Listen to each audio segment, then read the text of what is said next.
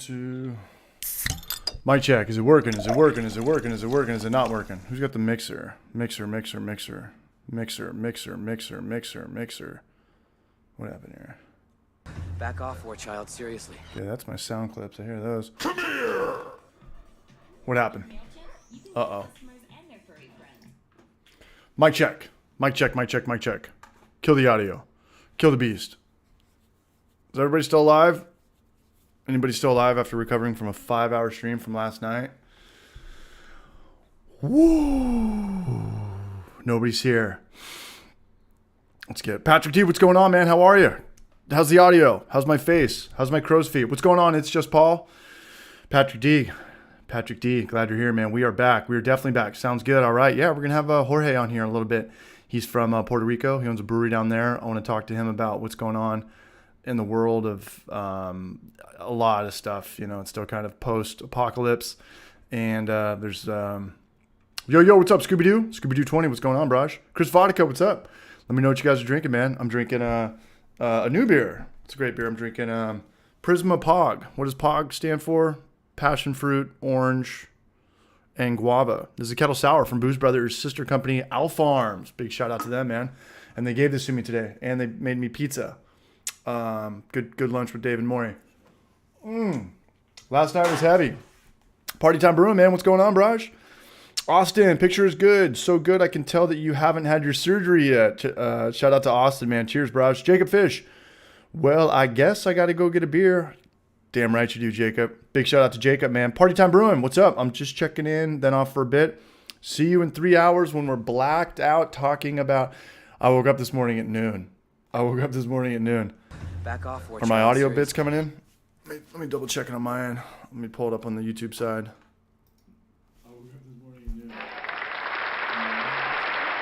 Back off, war child, seriously. Wow. Nothing. Yeah, we're good. We're good. We're more than good. We're great. Yeah, I woke up at noon this morning. Heavy night last night. Shout out to everybody who was here last night. And big shout out to the super chatters. I can just look at it right here, man. Big shout out to, we got some subscribers. T. Nugent, JohnL. JohnL, thank you. Love the shirt, bro. Thank you, JohnL, sorry. Trevwho, thanks for the super chat, Braj. He is my friend. WaywardBrewing, thanks again, man. Thanks for showing support. RobBarnes, snap super chat with a memo. Never give up. I'll try my best not to. Corey Taylor has subscribed. Thank you, Corey Taylor. Thank you to everybody who's here right now, man. Shannon Orton, what's up, Braj? Richard T. St. Arnold Oktoberfest. Well, I guess it's that time of the year. When in Rome. It's just Paul. Thank you for the super chat, Braj. AustinMaddox. Cheers, all-star brew tubers. Thank you, AustinMaddox. Ron has tipped. And RichardMcDonald. And ClaytonGarred. Thank you for helping me with my surgery. And then Noam. I got to get Noam back on. So, yeah, Genius Peter could not make it tonight. The bad news is that he's not here. The good news is that he's not homeless anymore. He's getting everything together. And he'll be on soon.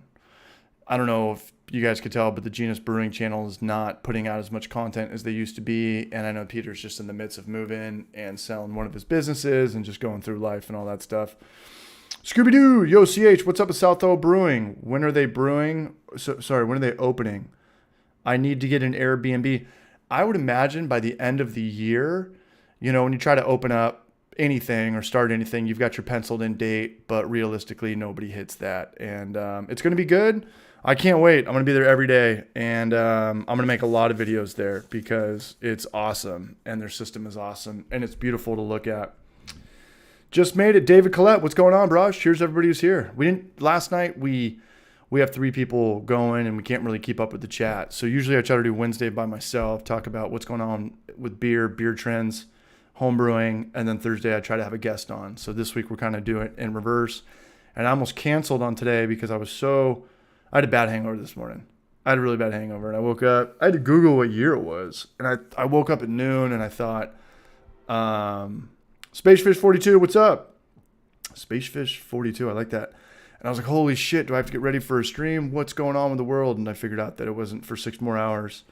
And I'm texting with Trent. We're doing a collab this weekend. We're doing a brew in the bag pseudo lager on at my house.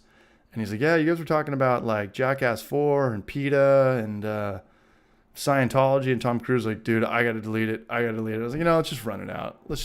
I can't delete all of these streams for just saying any of that stuff. The Brew Show, Moose Show.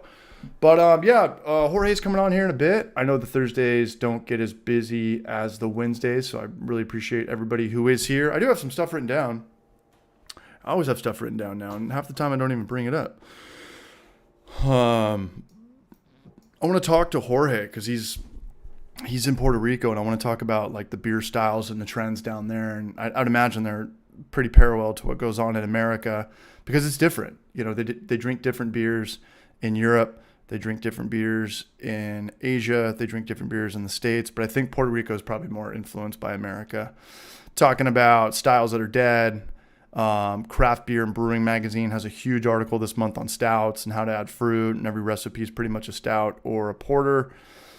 And we'll get him on here in a second. And we couldn't make a video this week. We had to scrap it.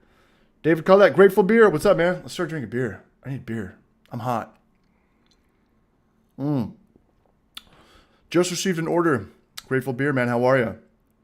K-Train, what's up, man? Just getting into it. I have 5 gallons fermenting. Thanks for the content. Much love, K-Train. Thanks for watching. You guys keep watching. We'll keep content creating. Back off, war child. Dagger David. What's up, Austin? David Collette just received an order from More Beer whole bag malt, 2 pounds of hops and some yeast. The damn dog got in the package before I got home and destroyed my hops. That's a bad story, David. I've had that happen to me with weed before, and I've had that happen to me. I had a dog eat my sack, my weed sack. I had a dog eat my sack. And I've worked at breweries where rats get into bins, and they love grain, so you got to store that shit up. Gonna miss that dog. I have no idea what that means, but Jason Saniac is here, man. Wow. So yeah, last night we kind of neglected the chat a little bit, but that's just how it is. You got 3 people talking. You all want to kind of equal out who gets the airtime and try not to talk over each other and stuff like that. But big shout out to Larry, Barbecue Larry, and Brian from Short Circuited, and those guys are East Coasters too. I know it's more difficult. So cheers to them. And then next week we're gonna have the Brew Show and Hell Brews on Wednesday, and I think we're gonna have Apartment Steve back on Thursday. I want to get Party Time Brewing on. He's got a really good channel. He's up there in Canada. Any Grateful Deadheads here? I used to have Terrapin Station record up in my room. Josh sh_brew. Cheers, Brush. Back off. We didn't do too many MBCs last night. We drank a lot of beers, but we didn't do too many MBCs. Love me some Dead. There's a good documentary right now on Netflix. It's called I don't know what it's called, but it's not on Netflix. It's on Amazon Prime about the Dead. But we're here. We're Thursday. Somebody keep me posted on the Thursday night game. I need the Panthers to lose. Wow. Some great trivia questions last night. Yeah, and I'll ship everybody's stuff out. Probably not tomorrow. I got to hang out with my mama, but I will do it at the end. And I've got everyone on Monday, but I've got to hang out with my mama tomorrow. 7-6 Panthers. Thank you, Todd Porter.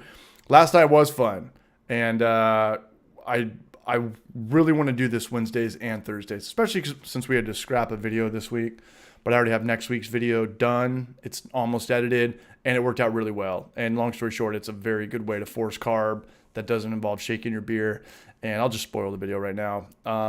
There's a $25 Amazon.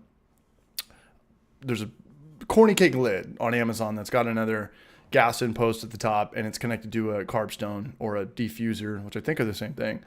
And you can force carb your beer and drink your beer in about 4 or 6 hours. We did it. We played golf, and we came back, and we were drinking great beer, perfectly carbonated beer. So we'll have that video out on Monday. What to buy, how to connect it, how to deal with carb stones. You don't really want to touch those with your hands. There's so many little holes on there. Even the oils from your hands. Panthers lost Christian McCaffrey for the game. Again? Damn. This guy's got too many injuries. The Bob Weir documentary? No, it's called something else. You got that link? I can do it in a second. I'll pull that link up when Jorge comes in here, and when he goes on a rant, I will totally just not neglect him and pull that link up. But it's great. It's just a little piece that comes from China. It's got a good price tag, and it's definitely homebrew for life. Smooth562, what's up, Raj? NBC? Shout out to Portly Gentleman, man. I got to get him back on. Jack Martino, what's up, Brunch? I have a couple of those carbing lids. Haven't tried them yet. Mine worked out really good. Really good. Oh. It's a good beer. I love Al Farms. Yeah, give it a go, Chris Palmer. It worked out very well for me. Wow. Soon NBC. You guys ready? Crack a beer. Let us know where everybody's at in the world and what you're drinking. I only saw one Oktoberfest. And if anybody has any questions at any time, don't feel like you're a noob. If you have any questions, put it in the chat. And if I don't see it, somebody will get to it. And there's a lot of people in here that know a lot about beer. So don't feel like there's someone's going to shit on you for being a noob or not being as experienced. Jacob Fish, just broke my hydrometer not even 10 seconds ago. Good thing I have 2. I have like 4 because I break them all the time. And what I've noticed is that keep them in the little flask thing. And I keep water in it, so it gives it weight and it just stays down. It sits in my kitchen and they sit in my garage. K-Train, message retracted. I've got a troll in the house, man. Where's the patrol? Drinking the last of the Kolsch I made with honey malt, right on Todd Porter.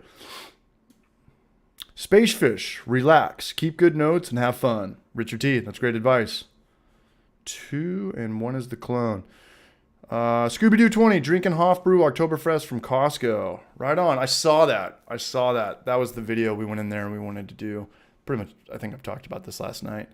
We wanted to do an 805. I'm not really a blonde ale guy. I don't really understand blonde ales. I would just do a Pilsner at that point.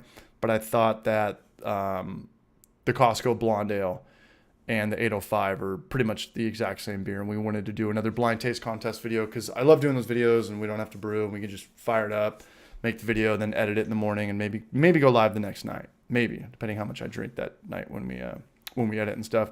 And they did not have it, but I did see that that beer you're talking about, Hofbrew Oktoberfest from Costco.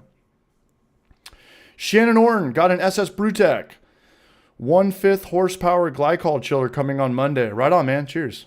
I don't have enough beers that will require me to have a glycol chiller, but yeah, if you're scaling up, man, that's a good call. Dogfish Head made a great collab with Grateful Dead a few years back. Delicious honey granola pale ale. I do remember that. We talk about that on the podcast before. We've talked about the good collabs and the bad collabs. You know, sometimes it works out, sometimes it does not work out. And I don't know if you guys remember, but Stone collabed with that punk rock band, NoFX. And they said a bunch of weird shit after the Las Vegas shooting, and they pulled it. You know, all that hard work, all that labeling, all that canning, all that collabing back and forth. They immediately had to pull it. So I like collabs with bands, but I would do it with a safe bet. I wouldn't do it with a rapper or a rock stars or punk rock or anybody that's... says off the wall shit like me. Hellbrews, what's up, Braj? Hellbraj, he's coming on next Wednesday. Get over here! Brewing a bag, it's going to be my first one. I've got a 20 I've got a 20-gallon kegel kettle from Anvil, and we're going to open that up on Sunday, and it's going to be rad. Mark O'Brien, what's up, man? Drinking an apartment brewer Galaxy IPA. Right on, you're making Steve's recipes. I love that. Eric Kula Vanyaha, do you have any experience adding absorbic acid to your New England IPAs to help reduce oxidation? Apartment Brewer says this helps extend shelf life, especially when you can't close transfer to kegs. I do not. And for a beer style like that, I wouldn't worry about oxidation because I would drink hazy IPAs faster than anything. But if you're getting away from pressure transfer, you don't have that available. I don't know. I do not know if that helps reduce oxidation. I'm going to say no, but if Steve makes a video on it, I would go with Steve. But I do not know. Austin, Spacefish 2, write everything down. Stay organized. Don't invite a ton of people over. Sounds like me. Don't pop your first beer until the boil starts. Sounds like me too. Maybe even go halfway through if you can wait. Clean as you go. Absolutely, Austin. And to add on that, I say brew early. The earlier you brew, the more attentive you will be. And it's hot right now. It is super hot right now. In other words, Mandatory beer chug. We need to do an NBC. I'm still super hungover. This NBC will save me. It'll put some life back into me. And let's light this crowd candle. I know what we have to do. What do you want? It's not that simple. What? Just say it! M. Say it. B.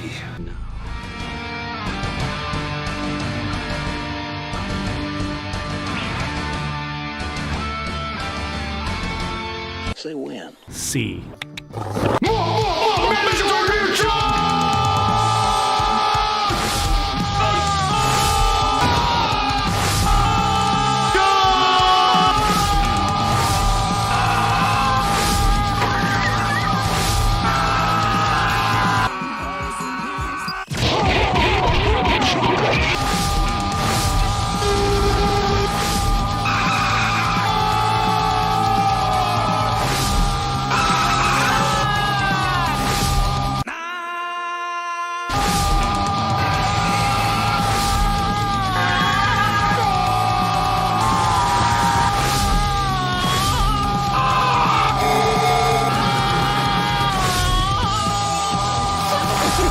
It took me a long time to drink, but I got it down. Oh, cheers, Brages. NBC, Space, yeah, what's up? David Collette, NBC is right. Brewing after 9 a.m. here in Texas is killer. That's a good point, too. Brewing changes depending on where you're at and stuff. I know Australians are always talking about how hot it is to brew, especially with the drought. You know, they're doing like the no-chill beers and stuff like that. I would imagine Texas is even hotter than Southern California. But use the temperature to or against. Use it to your advantage. You know, maybe you have a frozen pool nearby. You could chill down in that. If it gets too hot, brew in the morning. Brew in the morning. But in the meantime, let's crack some beers. Oh, we're drinking 4 beers tonight, and then we're going to stop. Or drink 4 more and then figure it out. But it's Thursday night. We're here. I don't really have anything written out. What's up, Hell Brews? How are you, Brosh? Looking forward to next Wednesday. We kind of just do a Q&A, I guess. I'm totally not prepared at all. I do have some things written down, but I want to wait for Jorge for that. If anybody's got any questions, I could take my best stab at it. But to be honest with you, I don't really even brew beer or know how to cook food. My dad comes over and brews it for me and makes me quesadillas. James Johns, just cake my great pumpkin beer for my wife. Right on, Braj. Hell yeah, James Johns. That's cool that your wife likes pumpkin beer. Most wives don't like beer, let alone pumpkin beer. Is the collab with Brew Show going to be live? It is not. I do not know how to set that up yet. And maybe it could be. Maybe I could have Maury in here just doing a stream, but then we're not in the garage. It's kind of like we would just have to kind of pop in and keep you guys updated. But, yeah, I don't know. I'm not ready for the live stuff, though. I can barely do this. You know, this is too much work for me just trying to figure out hitting these buttons and not try to have the audio kind of cut in and out or make me have the low voice and stuff like that. But it'll get there. It'll get there. Zachary McCrary, hi CH. I'm going to start a website to teach people the basics for brewing, but I'm not making videos. Do you think something like this is going to work? Anything's a good idea as long as it's done right. Brew Cabin already does that. He does that as well. I would talk to him.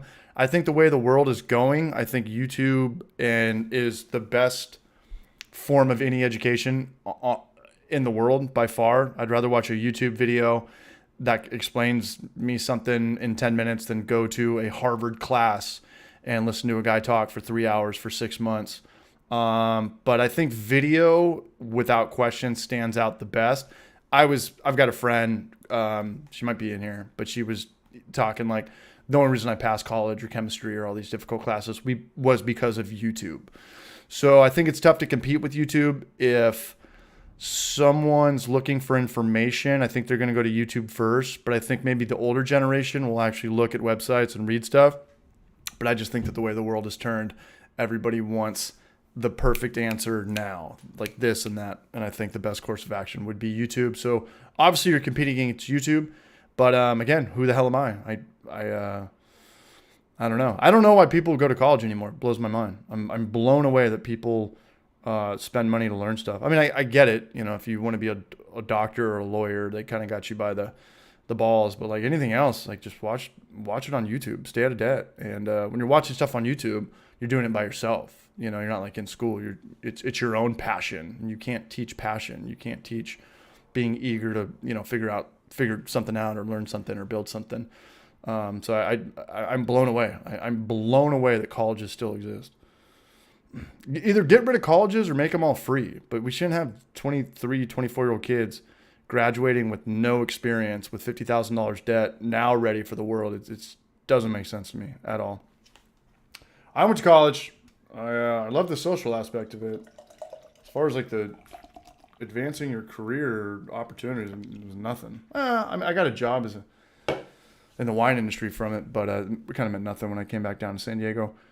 What else we got? Austin, to answer your question though, do it, give it a shot, and I wouldn't invest too much time and effort into it until you see the conversions, people getting traffic, people coming to your website. But my best answer for that is talk to Brew Cabin. He's got an Instagram. He's got a YouTube channel. He does all that stuff. It's just go to brewcabin.com. I'll put it in here. We'll give him a plug right now. Brew Cabin. Let's see what he's got. It's pretty much kind of like Brewlosophy.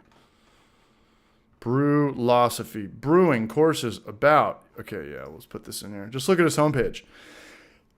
How to make a yeast starter. 11 best digital scales for measuring grains, hops, and adjuncts.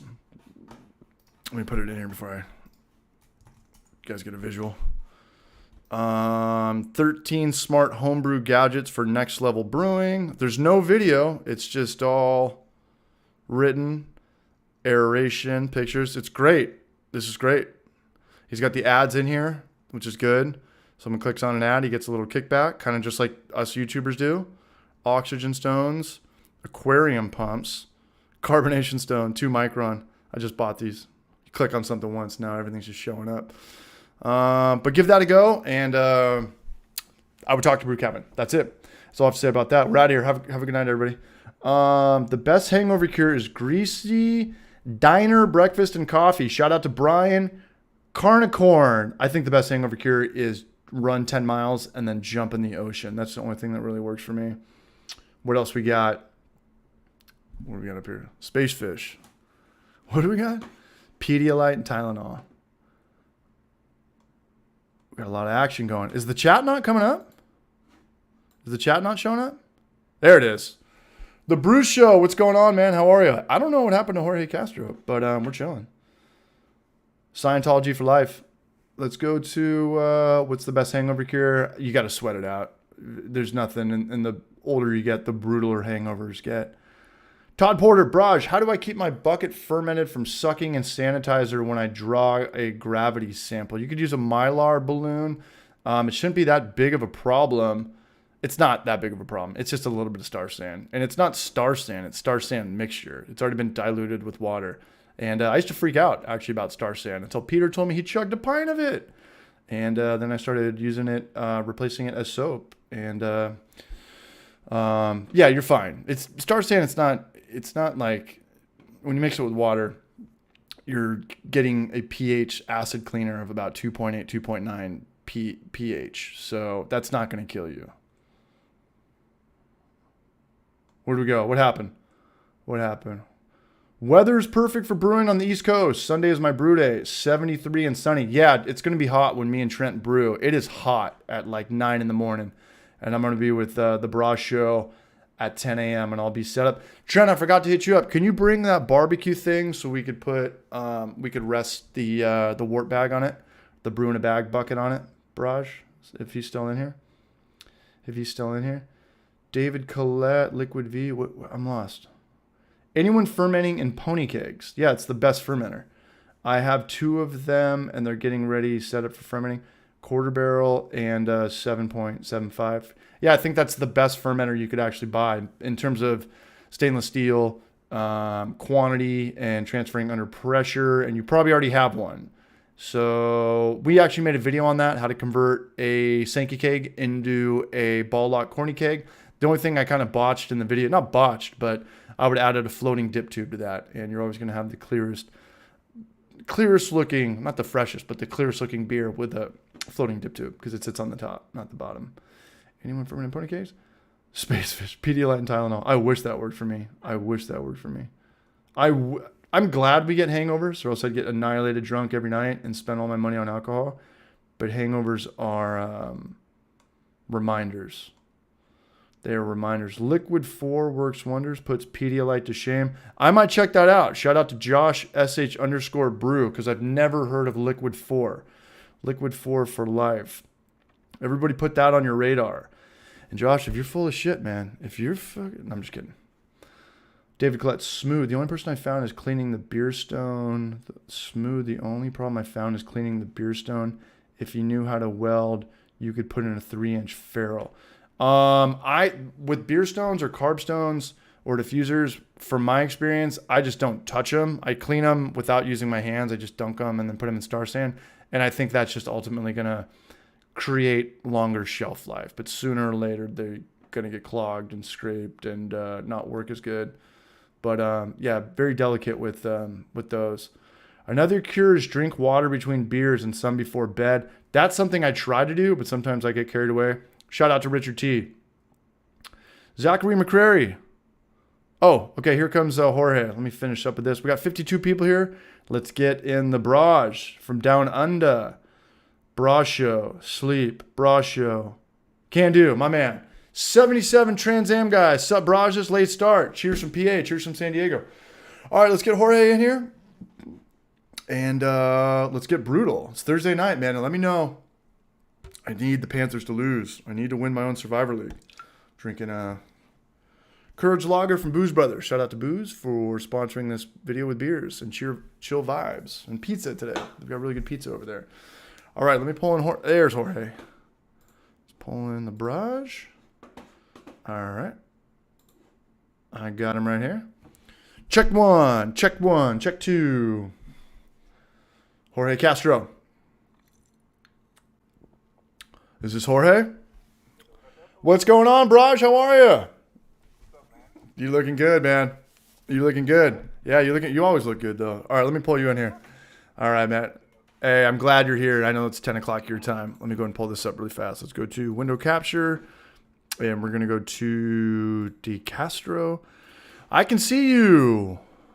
I think we're good. Your audio is good, man. Did you get an upgrade on a microphone or something?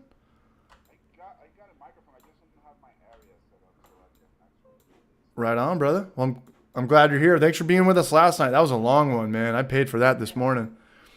I paid for that. And those guys that was like 5 hours. Yeah, that's too long. It's too long. There we go.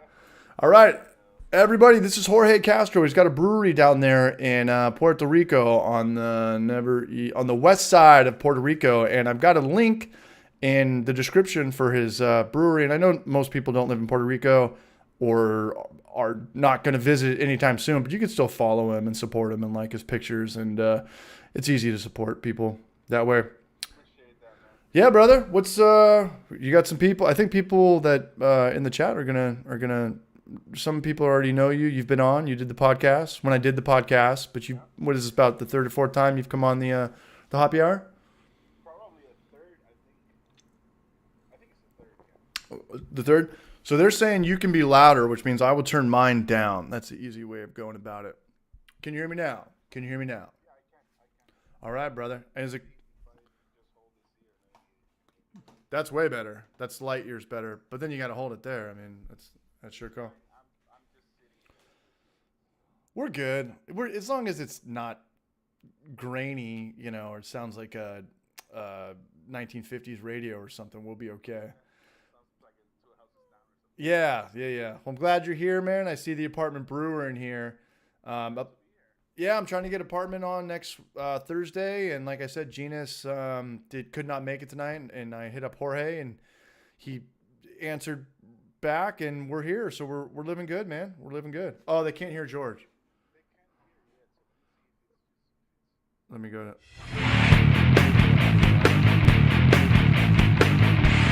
Let's go to. How about now? The apartment brewer has donated $10. Larry's Recovery Fund. Shout out to the apartment brewer. Much love, Steve. Thank you, Braj. I can hear you perfectly. Let me go to my audio out. I don't think it's still working. Yeah, everybody says I'm still very quiet. How about now? Hello. I changed it on my end. Let me just hear it on.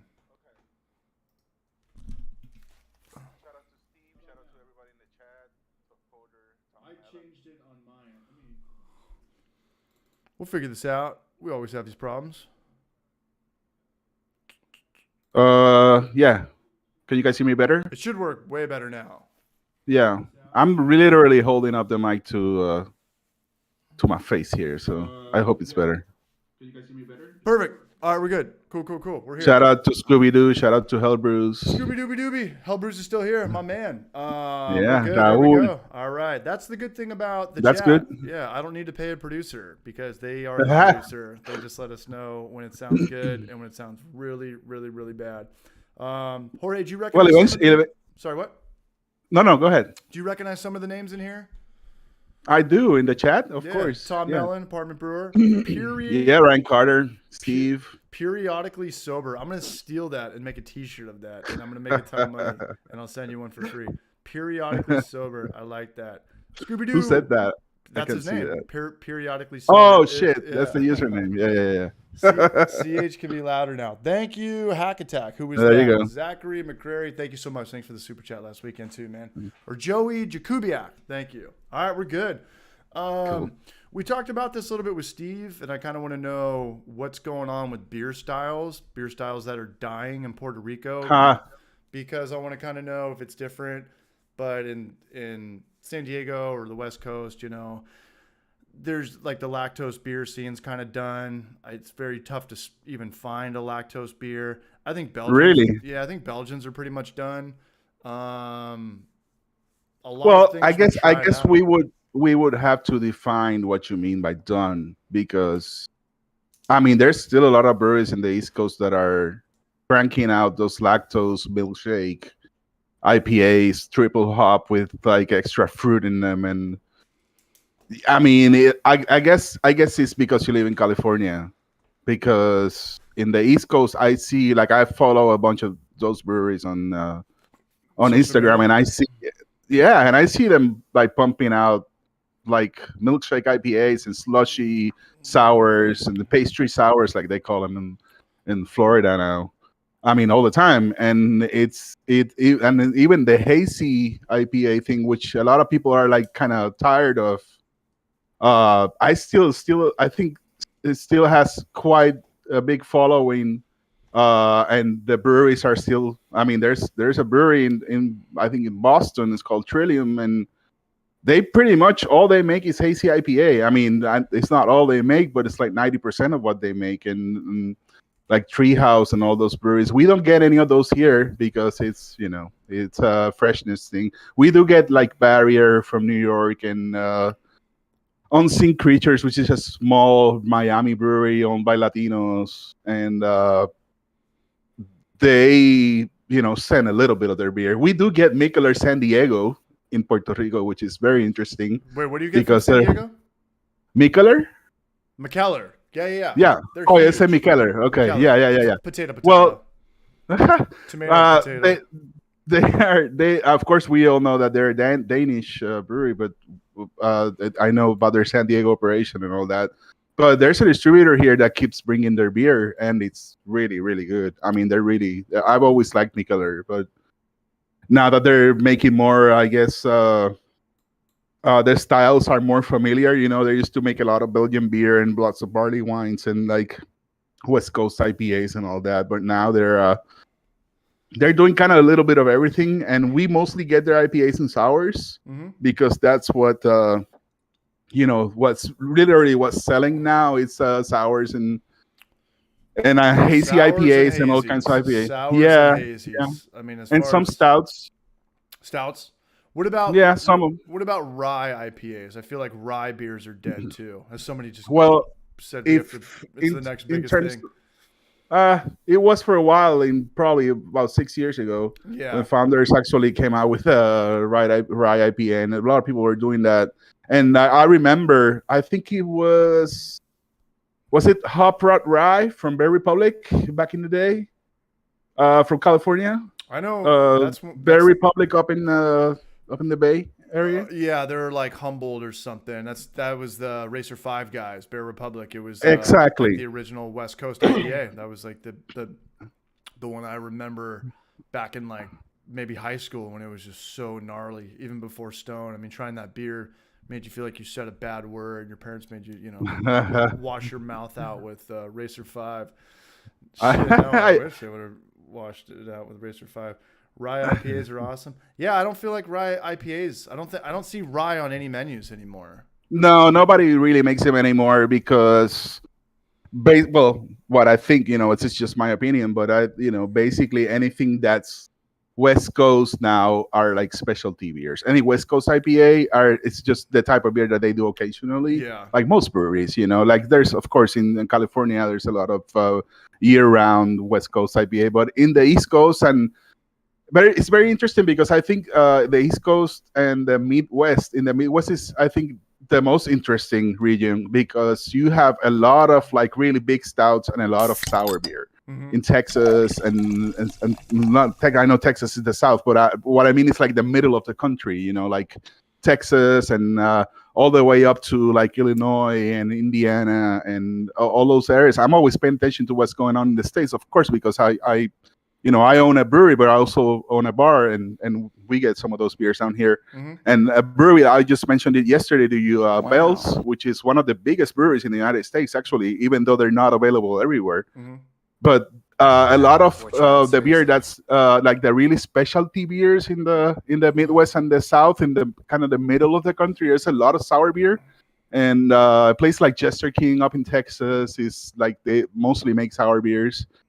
And I've been watching like Weathered Souls, which is one of the few black-owned breweries in the States, and what was it they called? are the people. Weathered Souls. It's from I don't know exactly where in Texas, but if he's around, he probably knows. And I think Brewing brought that up too. He was talking about the first black-owned or a startup to be one of the one or two top black-owned.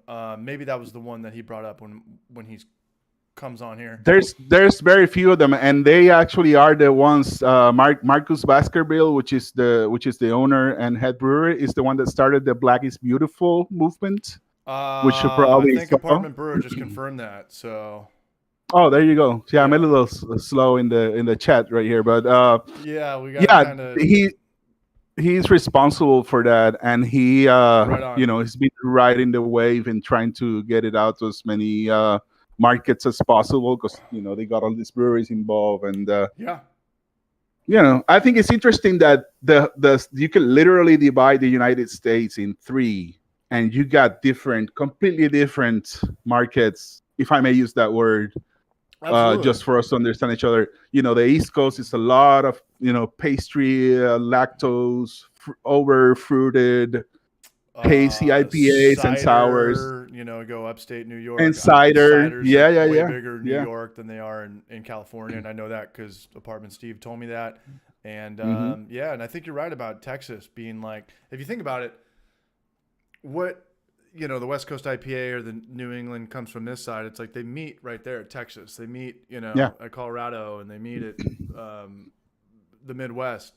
But what's crazy now that I'm thinking is, as popular as sours are, I don't know of too many sours that are actually in cans. Everybody knows about all the popular hazies and stuff like that, but I don't know. I love the sour from Second Chance Brewing. It's called A Fistful of Gummies, and they kind of went with the whole Sour Patch Kids vibe. But I don't know of too many sours that are actually in distribution. Well, one of the reasons for that is because it depends on what kind of sour it is. If it's a fruited sour, or if it's like a sour that you actually age in barrels and you let it do its thing, you basically cannot, and then you add fruit to it or whatever. You cannot, or you shouldn't put those in a can because they might explode, as we have seen. Or eat it's a lot of can explosion stories. Some Breaking Bad. Yeah, there's eat around the lining of the can, and then people put it on Instagram. And you're like, dude, one of our buddies, one of our local businesses, they went out of business. It was called Toolbox, and that's what happened. People were putting sours in cans, and they didn't know.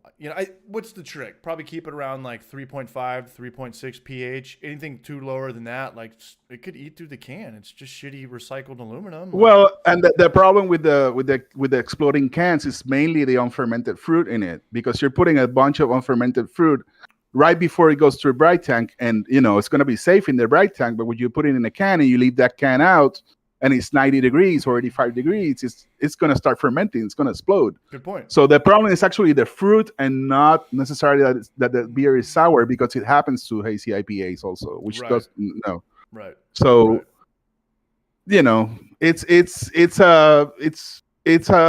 I think of course there's a type of bottle that works better for that, and the cork and all that works a lot better, because those bottles are actually made to withstand that kind of pressure. Sure. But they're more expensive than getting a pallet of cans. So it's they just tell people, don't store it hot, just store it in your fridge, have it in your fridge, put it upside down and stuff like that. I've seen that. They're like breweries asking people to kind of store their beers upside down just when they're actually going to pour it. The fruit actually comes back into suspension and all that. But that's more like an East Coast thing. I mean, I'm sure there's plenty of California breweries doing that, but I think that's more of like an East Coast, that the heavily fruited, like lactose, vanilla kind of thing. We added 1,000 pounds of vanilla beans to this beer or something like ridiculous like that. Sounds it's like an expensive beer.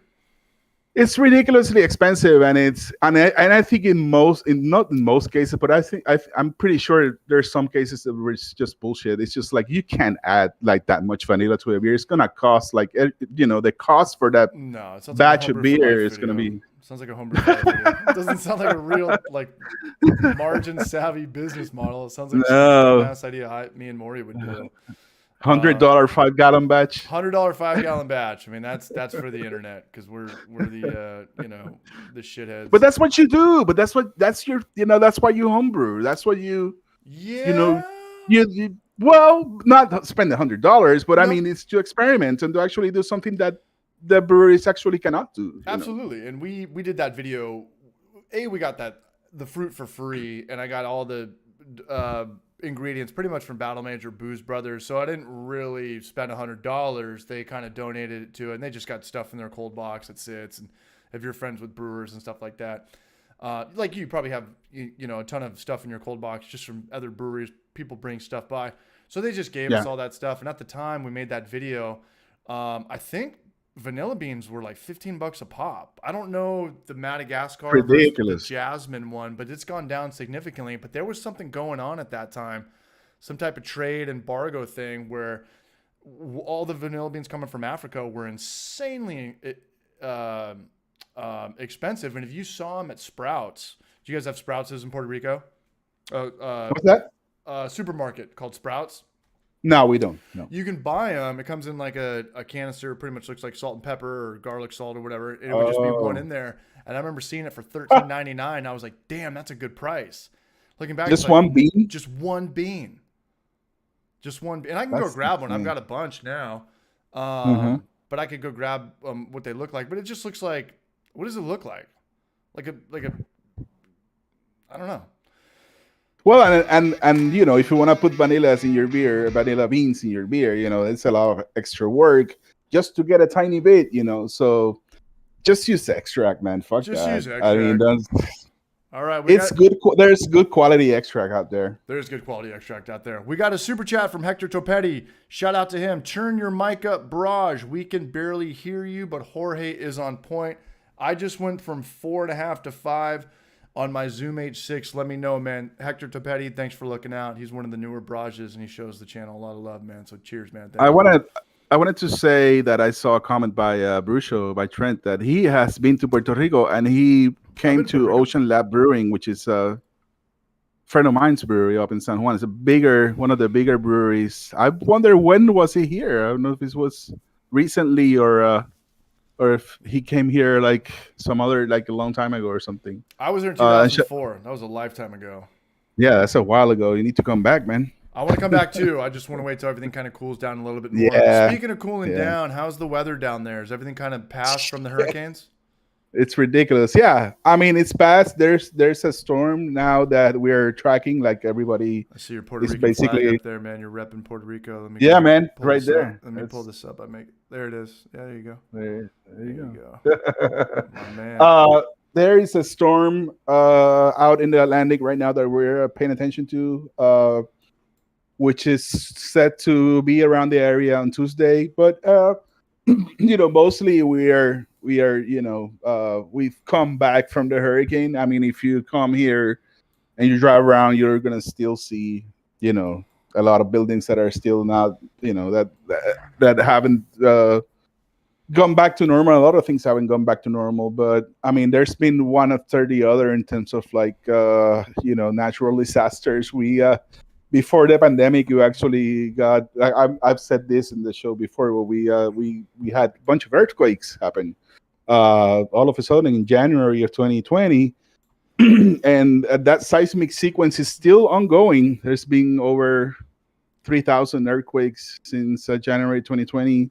I mean, and this is a dumb question, but it's just inevitable, right? You guys just have to deal with hurricanes. I didn't know about earthquakes. Oh, yeah. I didn't know the earthquakes were a problem, but I mean, every 5 or 10 years, there's just a giant hurricane, right? Every generation there's a big one, basically. I remember the first big one that I remember was in '89. Which was Hurricane Hugo. Then in '98 we got Hurricane George, which was the worst one before Maria, which is the one we got in 2017, which is Category 5, 156 mile an hour winds, and completely destroying the island, all of the island. It wasn't. I mean, there was places in other islands, other like neighboring islands like San Martin, and I don't remember if it was San Martin, but there was one island that was completely leveled. I mean, they literally put a camera on top of this place, like from a helicopter or a drone or something, like 2 months after, and it was a brown patch. Everything was just completely destroyed. All the buildings were gone. And yeah, we're in that little highway in the Atlantic, where they actually come through every.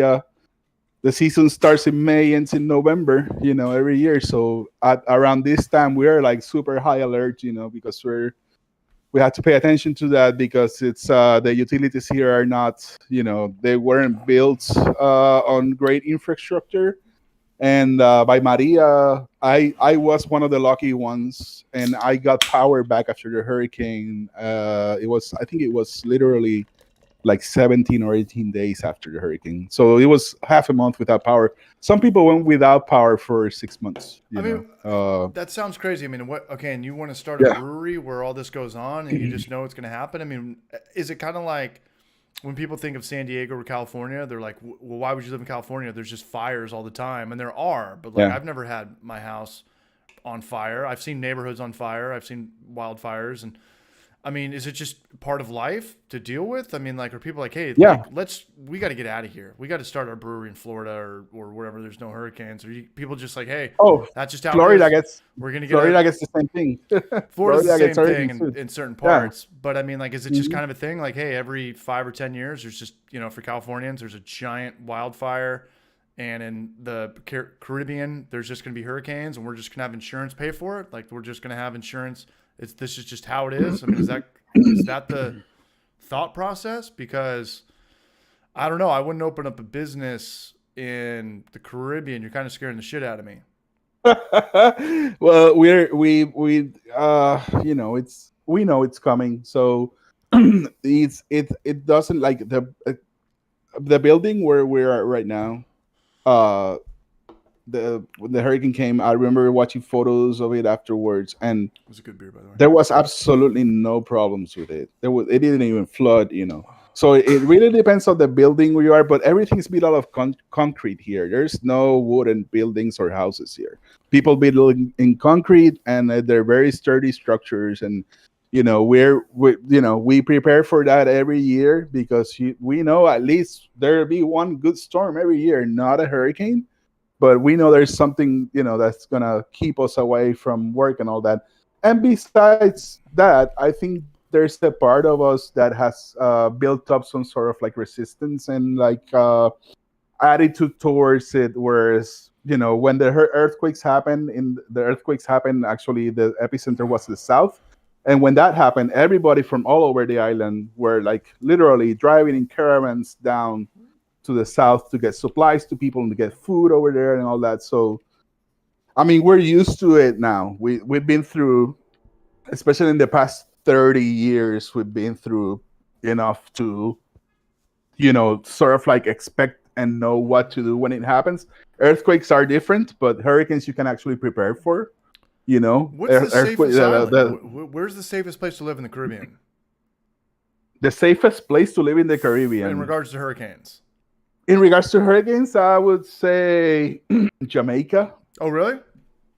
Probably. It's because if you look at the major Antilles, it's literally you can actually draw a line from Puerto Rico up towards like Florida, and that line that you can actually draw at an angle, it's literally the highway for most storms. Okay. Most storms do not go into the Caribbean Sea. Most storms stay in the Atlantic.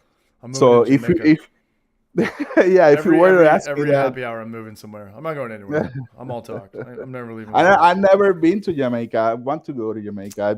It's like an hour flight or something. It's ridiculous. It's so close to here. The mosquitoes are for real down there. I've had some people. I know a lot of people. Not a lot of people, but I know people who have honeymooned there or vacation there. Like, dude, the mosquitoes. We were not ready for this. They did not talk about this in the travel brochure that was in Jamaica. Yeah. It's probably the same as here. It's not that bad. Yeah, and it's just different for West Coast people because I have my best friend. His dad lives in Florida, and he's like, when I go to Florida, like the whole time, I'm just trying not to get like eaten by mosquitoes or flies in my face. It's like we just don't have to deal with that in San Diego. And it's like, yeah, that's a real thing. I mean, I played golf yesterday and 2 days ago, and there was a marsh over there, and we were just getting whacked. It's like it's not like there's no mosquitoes over here, but it's way different in certain parts of the world, and that's all I have to say about that. That's cool. I saw actually a few videos of you playing golf, and I didn't realize that you're left-handed, and I'm also left-handed. Yeah, so we shot this video. I don't know if you caught the first part, but we scrapped this week's Homebrew for Life video. We were going to do a blind taste contest, but we're doing a forced carb video, and it worked out really well. And I legitimately carbed it. And then we played golf, and I came back, and it was perfect. So there's a little contraption that you could be drinking perfectly carb beer at 10 or 12 PSI in about 6 hours. And we shot the golf video, and I put it up last night, and I woke up explosively hungover, like my once a month, just nightmare on Elm Street, hungover. And when I wake up, I immediately like run to my computer because I don't want like a selfie or something stupid to show up, or I didn't, maybe I posted something I shouldn't have, or maybe just too early. And I see all these notifications going up, and I just instantly deleted it. And it was just a video of like us buddies playing golf that we're going to put in the clip for the next video. I was like, this is just 3 guys playing golf. Like, this isn't like some 4 a.m. Shirts off, hallway bathroom selfie, or some sex tape or anything. It's just, I just wake up, the hangover, and you just like, I'm in shame. What's going on? What the heck's going on? I just deleted it, and I was like, this is stupid. Let's put it right back up. But yeah, I am a lefty, and I've been playing golf for about 9 months now, and I'm definitely hooked, man. Do you get down with the links down there? I don't actually. There's a few places to play down here. Like there's a lot of courses down here. When I come down, we'll play some golf. I'll give it a whirl, man. I don't care. So you never gave it a chance? No, not at all. It's not something that's never been on my radar. That's actually. how I was. Yeah, I hated it. I hated everybody talked about it. And I was like, I don't get it. You gotta wear I don't hate it. No, I don't hate it. I used to talk a lot of shit about it, but my dad. I'm sure it's a pretty difficult game to master.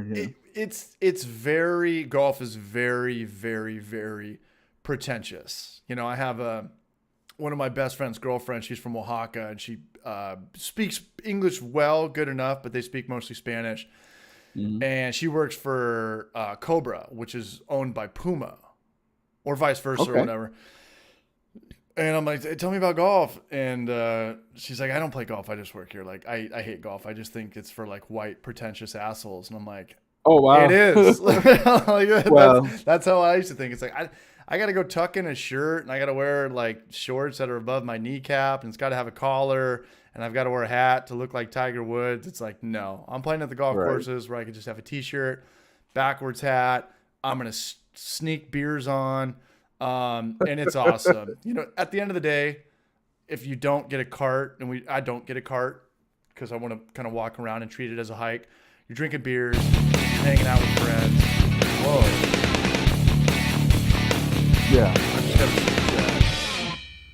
He got me though. Just donated $100. Oh shit! Holy Shout out hell, to man. He Got Me, That's though. an NBC.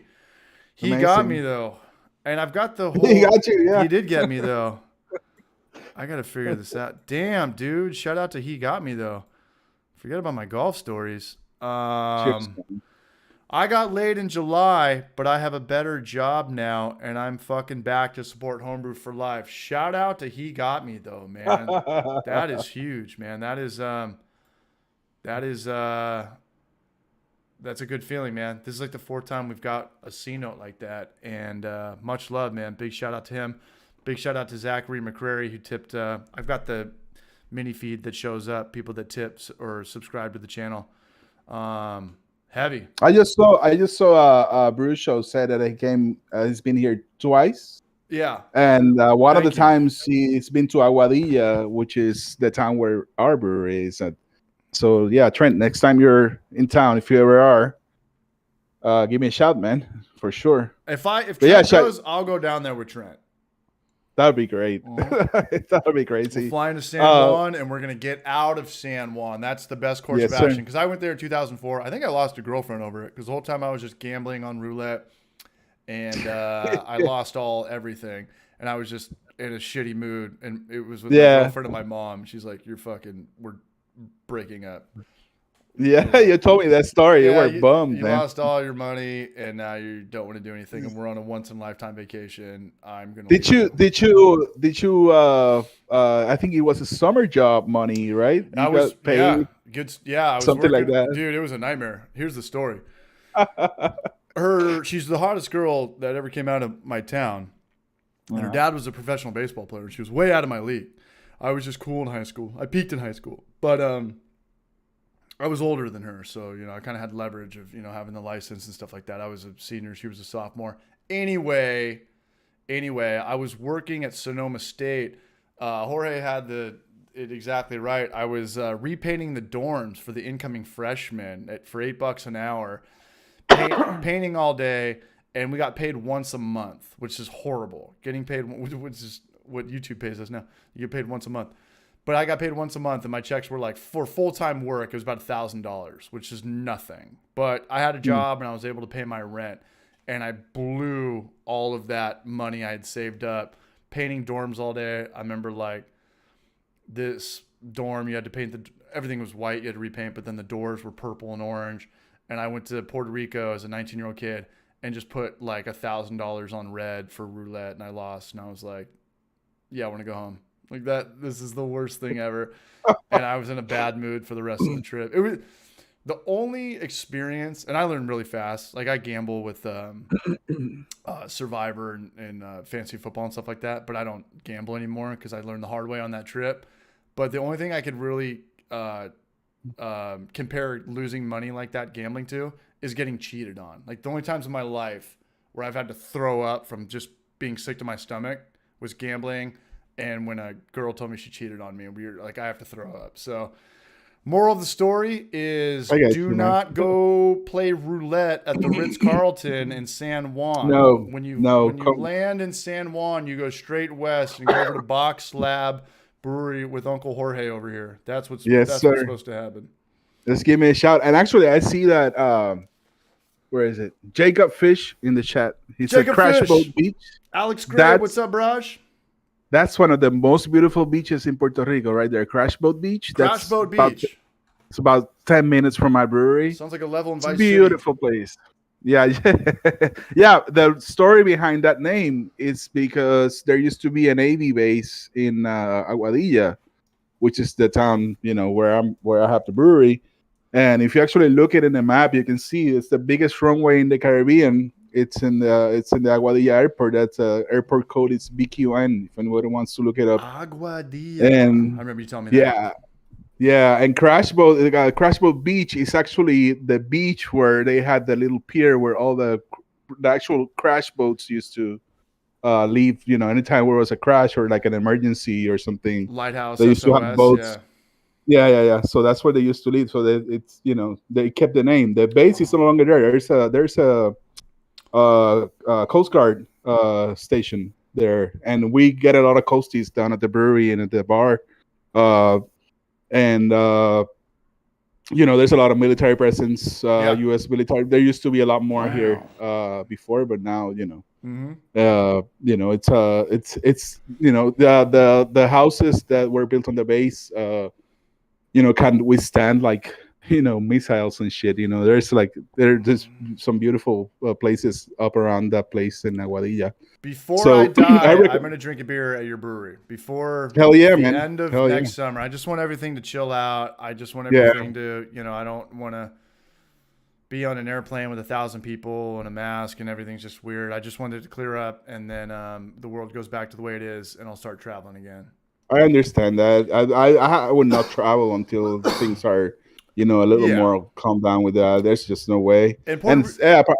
Apartment Steve says Puerto Rico is a beautiful place, crazy diverse landscapes too. Yeah, that's true. There's all kinds of landscapes and environments here. There's even a very small kind of desert like spot in the south. The south is very dry. There's a rainforest. There's there's a big rainforest up in California. Oh man, it's a sight to see. Sniff some acid or something. This hasn't happened. Is this live? It's not mine. And it's U.S. territory for those who do not know. It's is it U.S. or British? Oh no, it's U.S. Right. So you don't need a passport. The passport thing denies a lot of people. I don't know, trips to Mexico and stuff like that. You have to. It's becoming a bit of a tax evasion haven here. I don't want to get into that because that's very controversial, and this is not the place for it. No, we kind of blew it last night. I was looking at what Trent was writing this morning. I'm talking about Tom Cruise and Scientology and PETA and Jackass. Cancel 4. culture. Well, we were talking about how. And I looked it up today, and Larry was right. They are canceling YouTubers that do have hunting and fishing channels. And I get it. I mean, I understand both sides, right? Like, hey, you don't want to cut up, a deer and let it bleed out on a video, but like, that's kind of how it's done. But that can be educational as well. It can be educational, and you can have nudity on YouTube if it's like giving birth or how to wax a butthole or a gooch. Like there's nudity on YouTube if they have that like right loophole. And it's like, you're going to take away like a fishing channel. And if you're going to take a fishing channel and you're going to take away a hunting channel or let alone a fishing channel, we're next. Homebrew for life and the brew show. And, cause I don't know. The more I think about it, chugging beers and doing all this off the wall stuff and making alcohol in your garage, it's like, it could be frowned upon, but I don't think it's going to be a deal unless you're selling it. I think more people think that that's like normal. There's more people that think that home brewing and beer and alcohol is normal. But you can't do distill. The people who you can't distill. You cannot distill unless you live different in Canada or England or Australia or something. It's illegal here too. It's illegal here too. Oh, I mean it's. But you got like all the moonshiners up in the mountains with their little alambiques, just making 150 proof rum or shit like that, God, I don't even know. Is Bacardi 151 still around? Yeah. I mean, Bacardi to me is like bullshit. It's like marketing. It's like Coca-Cola, Yeah. It's like we got much better rums than that. I love rum. I've always loved rum. You have to love rum. Rum is your OG craft beer. It is your OG. It's in my blood. It's in your veins. We got some comments here. We got the apartment brewer. Yeah. Things get deep after 4 hours on the hoppy hour. They certainly do. And it's never going to happen ever again. What's the movie where the guy wakes up and he's butt naked? It's got Beer Fest. And he's got like a dead moose by him. He's like, not again. And the brew show. ClaytonGarred, after 4 hours on the hoppy hours when I drop $100 super chats. We're not going to do 4 hours, man. And I appreciate the comment, though. The brew show, I think we're safe. I would be more worried if I had a distilling channel. I hope you're right, brew show. I really do. And I agree. And I think that the channels that do get pulled, the hunting and the fishing, I think it's like you guys could have probably hit the brakes a little bit on like the blood and the guts and the cleaning and the, you could. I don't know, because there's also like butchering channels. There's actually channels that I really love. Yeah. It's like, hey, how to like utilize every part of this animal, and I think it's very How good. to skin a cow and how to use the And liver. I think it's very good. Apologies to anybody in here that's vegan or vegetarian, but like it's good if you're going to harvest an animal to utilize everything. You know, talk about, you know, in Mexico, I've had sesos or lengua, you know, head and brain tacos, and it's like, yeah, that ultimately saved another cow's life if we're going to do it, because we were able to get more of the meat from this guy. And, you know, eyeball soup and goat's head soup and stuff like that. Trent's going to unsubscribe. Trent's going to get me swatted. Simcoe or Mosaic? Yeah, Simcoe or Mosaic. Now we're back. Yeah. Is this on? What day is it? What year is it? I wanted to Blue acknowledge. Cabin's got a good website. What happened? I wanted to acknowledge Jacob Fish because he keeps bringing the comments. He mentioned Vieques and Culebra. Those are two very tiny islands on the east side of Puerto Rico, and Culebra has Flamenco Beach, which is the most beautiful beach in the world. Literally, like I'm not even kidding. If you look up Flamenco Beach on Google, check out some pictures of that place. It's just it's ridiculous. And he says Donku.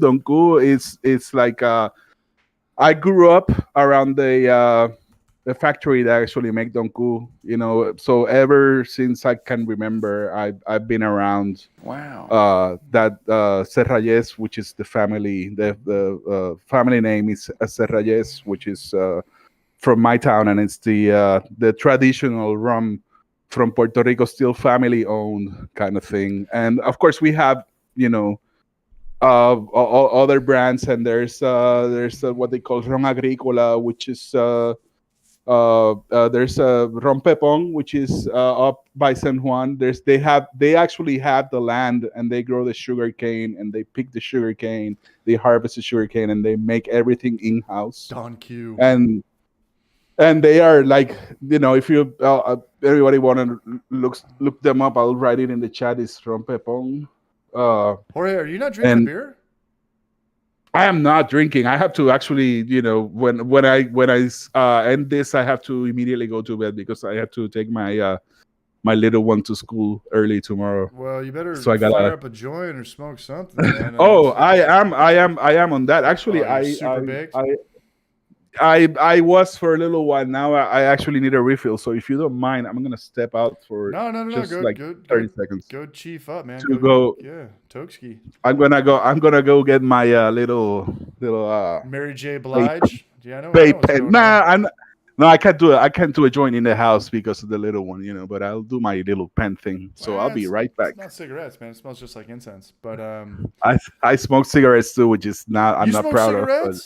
Yeah, man. I'm not proud to say it, but I do. I'm 3 weeks sober, but I do. Dude, congratulations. Sort of. I was kind of a closet smoker when I was in a relationship for 7 years, and then after we broke up, I was like, I'm just gonna live my life. But I run 80 miles a week, 80 to 100 miles a month. And I was like, I give runners the worst name, and I wake up with these cigarette hangovers. And I was never a cigarette smoker like growing up, and I never smoked in college or high school. I just got into it trying to sneak off, get more construction breaks. You know, everybody that works construction smokes cigarettes. I don't even think it's about cigarettes. I think it's about just like, you know, taking more and more 5 or 10 minute breaks. And I got into it, and I don't even think about it anymore. But that's great. That's great. But I'm not. I only do it when I drink, and I do it to kind of wind the night down, and I kind of like it. And I think I could not do it anymore, but I'm going to do this until I'm disgusted to the point of cigarettes. Like when somebody smokes, I have to walk away. You know? Yes, that's the idea. Actually, right. I would love. I'm an addict. I have to say, you know, it's the honest thing to say. It's I've been smoking for a long time, and I'm not proud of it. But you know, it's something I have to live with, and I'm not gonna lie and tell you that I'm like, oh yeah, I'm trying to quit. Bullshit. You know, I'm not trying to quit. It's one of those things that, you know, you kind of put on the back burner and say, well, one day, you know. And well, it's just here's what I do know. Not gonna happen. Humans can do anything. You really can't quit. I've quit. Yeah. I've relapsed. I've done this. I love doing Sober October, even though I don't do the full 30 days most of the time. Sometimes I do. I've done it a couple times. Most times I do 2 or 3 weeks. And humans can do anything. They're not you know, don't go like try to fly and jump off a chimney after you hear me say that or something. But I believe like what one man can do, another man can do. You know, if one guy can kill a bear with a spear, other guys can do it. You know, if one guy can quit smoking cigarettes or figure out how to lose 20 pounds or figure out how to change his life around a little bit, another guy can do it. And you got this. I'm not telling, hey, live your life. You know, I don't know. But one thing that's crazy to me is because we always talk about how expensive it is for everything to get shipped to your island. And when I was buying cigarettes, and I wasn't buying them in high school, but I remember in high school they were about $3.50 or $5. Now they're like $11 or $12 for a pack. Yeah. How much does it cost in Puerto Rico? I pay $8.50 for a pack. How is it cheaper than here? I have no idea. What do you smoke? Natural spirits? Marlboros and Pall Malls. Oh. I'm so embarrassed saying that. Cool. Yeah, it's very expensive, and it's ridiculous the kind of money that one spends on that. And you know, I'm not trying to bring sympathy or anything like that. No, It's man, just, you got this. I mean, I think this is the last time. I've quit cigarettes like 3 times now, and this is it for me. And that's good. I'm addicted to cracking my knuckles. I'm addicted to cracking my neck. I'm addicted to a lot of different things. But humans can figure these things out, man. It's or find a balance to it. You know, at least like I drink a lot of beer. I know that. I'm 36 years old and I drink a ton of beer. How do I balance that out? I had to learn how to run. I had to learn how to run a lot because if I didn't, I would look like a melting billy goat with my shirt off. And I still kind of do, but I love drinking beer. I believe in beer. Like I really believe in beer. And I have friends that are getting sober at this age and they can't deal with the hangovers and they've got kids and the hangovers are getting too brutal. And I want to be in a point there's where one.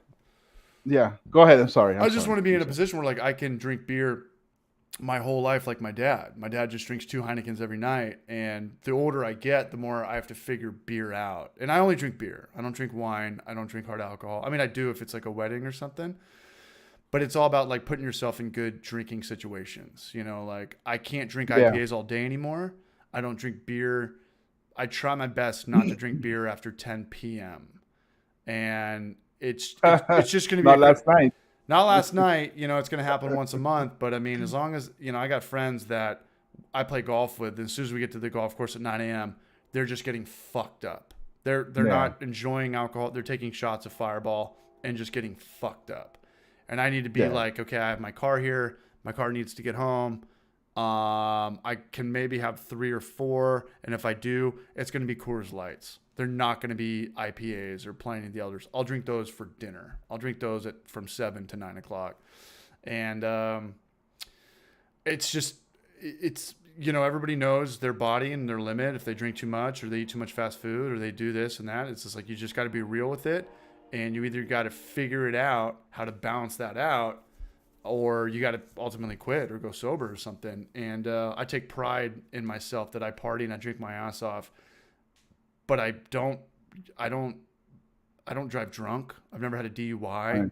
I've never like done something, not at this age. I've never like really blown it to the point where like in the morning I was scared to death of like, where's my car? How did I get home last night?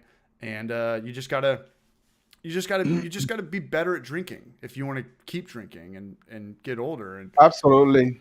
Absolutely.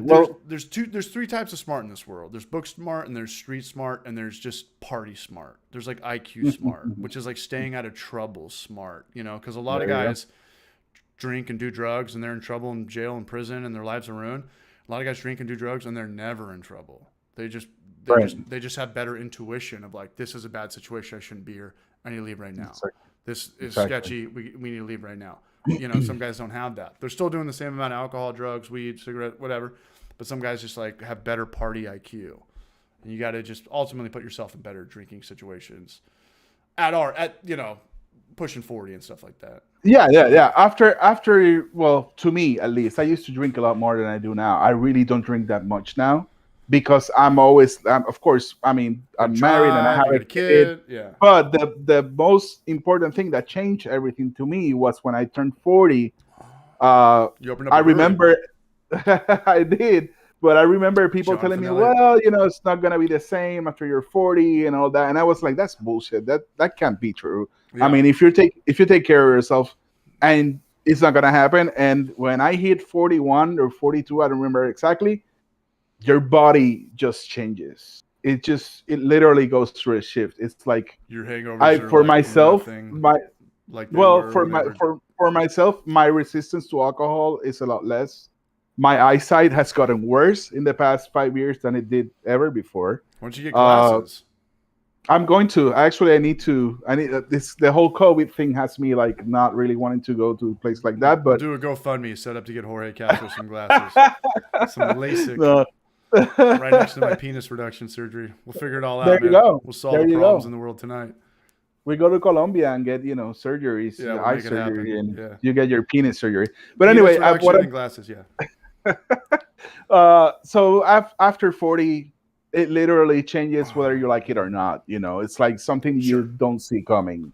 So in terms of like drinking and going out, I don't have the same resistance I used to have. Mm-hmm.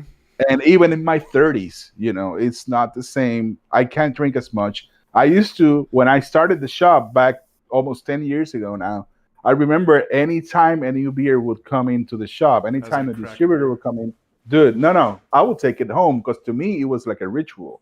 To me, it was like literally not drink outside the house because I wanted to be home. Yeah. And then I got divorced and all that, so I was on my own.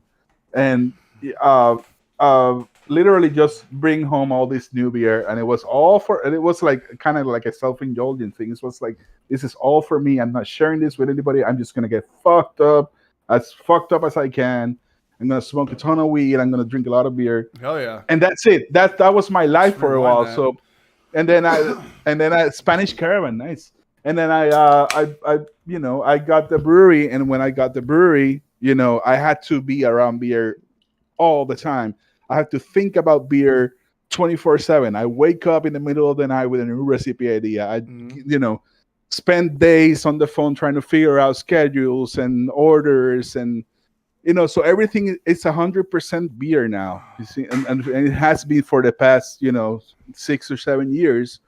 So I'm kind of a little bit like, I don't want to say I'm tired of it, because I'm not. I could never say that. Seriously. But I don't seek out beer as I off, used poor child, to. seriously. I'm not looking to get fucked up, all the time and all that. Because I have to taste beer every day, and I have to go to a brewery and I have to taste all the beers. And, we do as much variety as we can, because I get bored easily with just making one IPA or something. So if you look at our Untapped or Instagram, if you go to Instagram and you look up Boxlab PR, There's a link in the bio right now. If you guys want to follow Jorge, that'd mean a lot to him and me too. That'd be great. That'd be rad. Yeah, absolutely. Just to kind of see what's going on with his brewery and beer trends in Puerto Rico. Yeah, we have a fundraiser right now for I saw local. that, some horses. Yeah. They rescue horses. Horsey? And they do like it's Horses of Hope. They do they use them in a therapeutical way for people who have had post-traumatic stress disorder, Right on, man. Good for you. ex-military, and people with like all types of illnesses. So they actually use the horses to. It's like a therapy thing. I can't really explain the whole thing, but if you go to our Instagram, there's a link there. You can donate straight to them. They're looking to get into. I don't remember the name of the. I got it pulled up right now. GlobalLiving.org.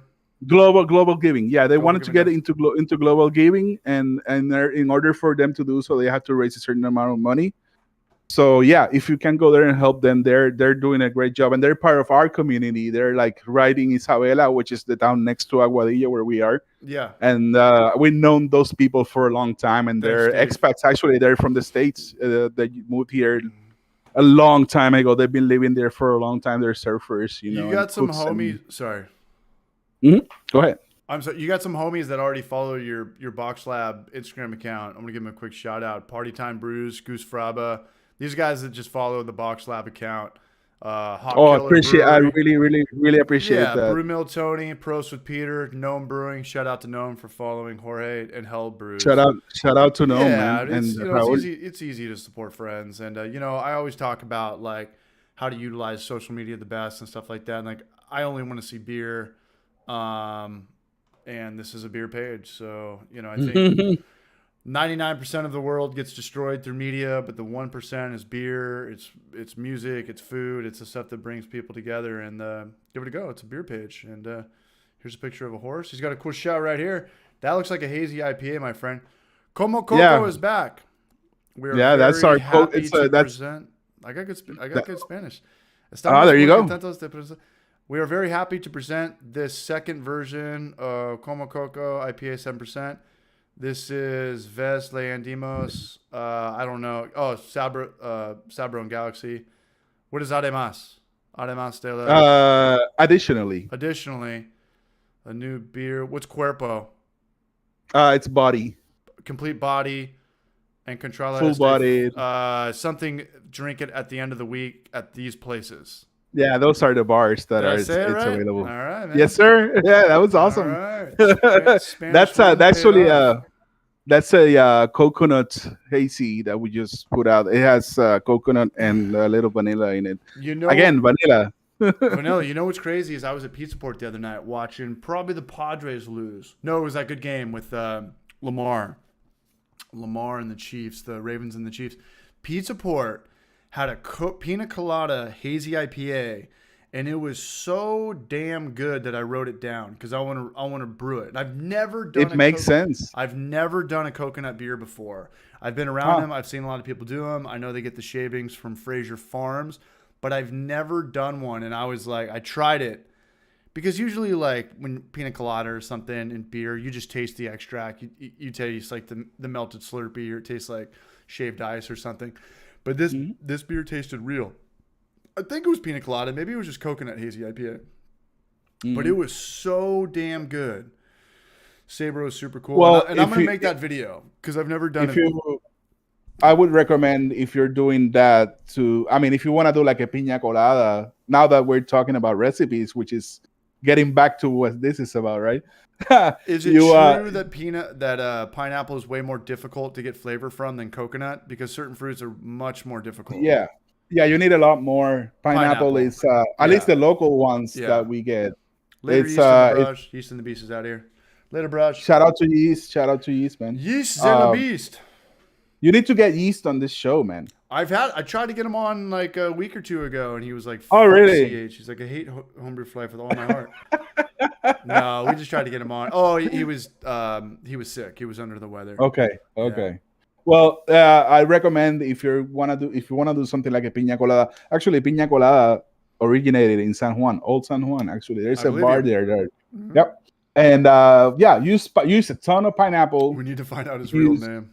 It's not happening. I have an idea about that, but his I'm not going to say it. His real name is Jacob Castro. his name is George Castro. He's my cousin. Yeah, his name is John Castro.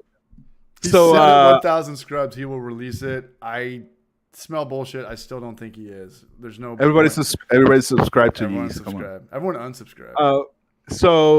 Use lactose because you need that kind of mouthfeel, full body kind of mouthfeel. Use a ton of pineapple and use if you can use toasted coconut and fresh coconut. I would say use both. With that, at least you can get something that's close to it. And we got Rush. We could collab. How? We make the recipe and then you give it a name and then you just sell it, but we put it on the internet. We could make it here and then you can make it there. Battle Mage does. They won't. I don't think Battle Mage will. A lot of my friends won't fuck with me anymore. The Homebrew for Life is not good for business owners. It's just. Are you serious? Yeah. Those guys seem pretty close to you. That's why I'm saying. No. We're all like best friends. I grew up with those guys. Okay. But even like with last night's conversation talking about like Pito wants to shut down Jackass 4. If you own a brewery in San Diego, do you really want to be in that conversation? Do you really want to be here talking about like complaining about the world, like how me and Larry and Brian were doing last night? It's like they're just like, nah, I don't. We're not. Come on. No, we're not. But like we've I've gotten a lot of trouble, and I've gotten people in a lot of trouble with Homebrew for Life, and it's always with brewery owners or their wives. And brewery owners and my friends who own breweries, they're not politicians, but they are way more PR'd out than I am. They have an image that they need to uphold more so than I do. And I go for blood. I go for like, hey, let's smash beers over our face and smear food all over the place. And they can't really do that as they grow. You know, some breweries, some of my buddies' breweries are like one step down from being corporate America. They're one step down from being, not one step down, they're a couple steps down. I'd say one step down from Stone would be like a belching beaver. And they're huge. Right. And that's business. You have to look, you can't have the CEO of JP Morgan coming over wearing an NBC shirt and, you know, chugging beers and screaming on camera. You know, I mean, I would love him and I'd, you know, support JP Morgan. I'd go to Chase, open up all my bank accounts even more, but I get it. And, well, sometimes breweries have investors and sometimes those investors are family. Yeah. And you're kind of speaking for everybody that's involved, so it's a little tricky. And when I created Homebrew for Life, I wanted to have that like douchebag frat boy mentality. I wanted to be like old school Frank the Tank, like we're just chugging beers, we're dancing, we're jumping up and down. Like when I created this, I wanted the. Originally, I just didn't. I was like, hey, well, come on down to watch YouTube. But as I grew, I was like, yeah, I want this to be more like epic. I remember the first time I saw a Homebrew for Life video, I was like, the fuck? What is this? What are these guys doing? Are they even brewing? What? But that's kind of the idea. That's kind of like, it's that different. It's completely different than anything else, you know? It's entertaining and it's engaging. Thanks, and if you get the time to actually watch more videos, you kind of get, you know, you kind of get to know you guys in a way. You know, it's like, and so it's then you realize you're not a bunch of douchebags or something, you know? No, and we not so much anymore because I have to take like the production more serious. But like this is like what we would do already if we were gonna get day drunk or whatever. But you know we have this shot. I still put it in the NBC clip of us filling up a catalyst fermenter like maybe with a gallon of beer and we dump it on my buddy's head. That's the owner of a pretty big brewery in San Diego that I'm not gonna name. And he took a lot of heat from his wife from that. So I think he had to like sleep on the couch. Yeah, and we did a video with a meadery. I'm not going to name their name, but I think Maury slipped out. Have you ever seen the clip of me and Maury laughing? Where I'm like, hey, today we're going to talk like how to build a car, and Maury's like, hey man, what are you talking about? Like we're a beer channel, and we do this like fake exaggerated laugh. Well, in that one little clip, Maury's like, hey, like, what the fuck are you talking about? We're a beer channel. We're like, oh, yeah. And we just start laughing. They wanted us to pull that part out. And I was like, I'm not doing that. Really? And he's like, I don't, you know, my buddy's wife, my investor's wife, she doesn't like cursing and the F words and stuff like that. I'm like, you can't really hear it unless you're looking for flaws. Like, Maury mumbles when he talks low. I talk loud and high. And Maury said it. And I was like, you know, I can't really work with like breweries anymore. It just doesn't work. And I understand. Yeah, I understand. Yeah. It's you know, it's just tricky. It's like I want to get cancel cultured. I want to chug a beer butt naked on my rooftop as like my landlord's trying to evict me, or the cops are showing up or something, and you know I've got a super soaker full of Mad Dog 22 or something. I don't know.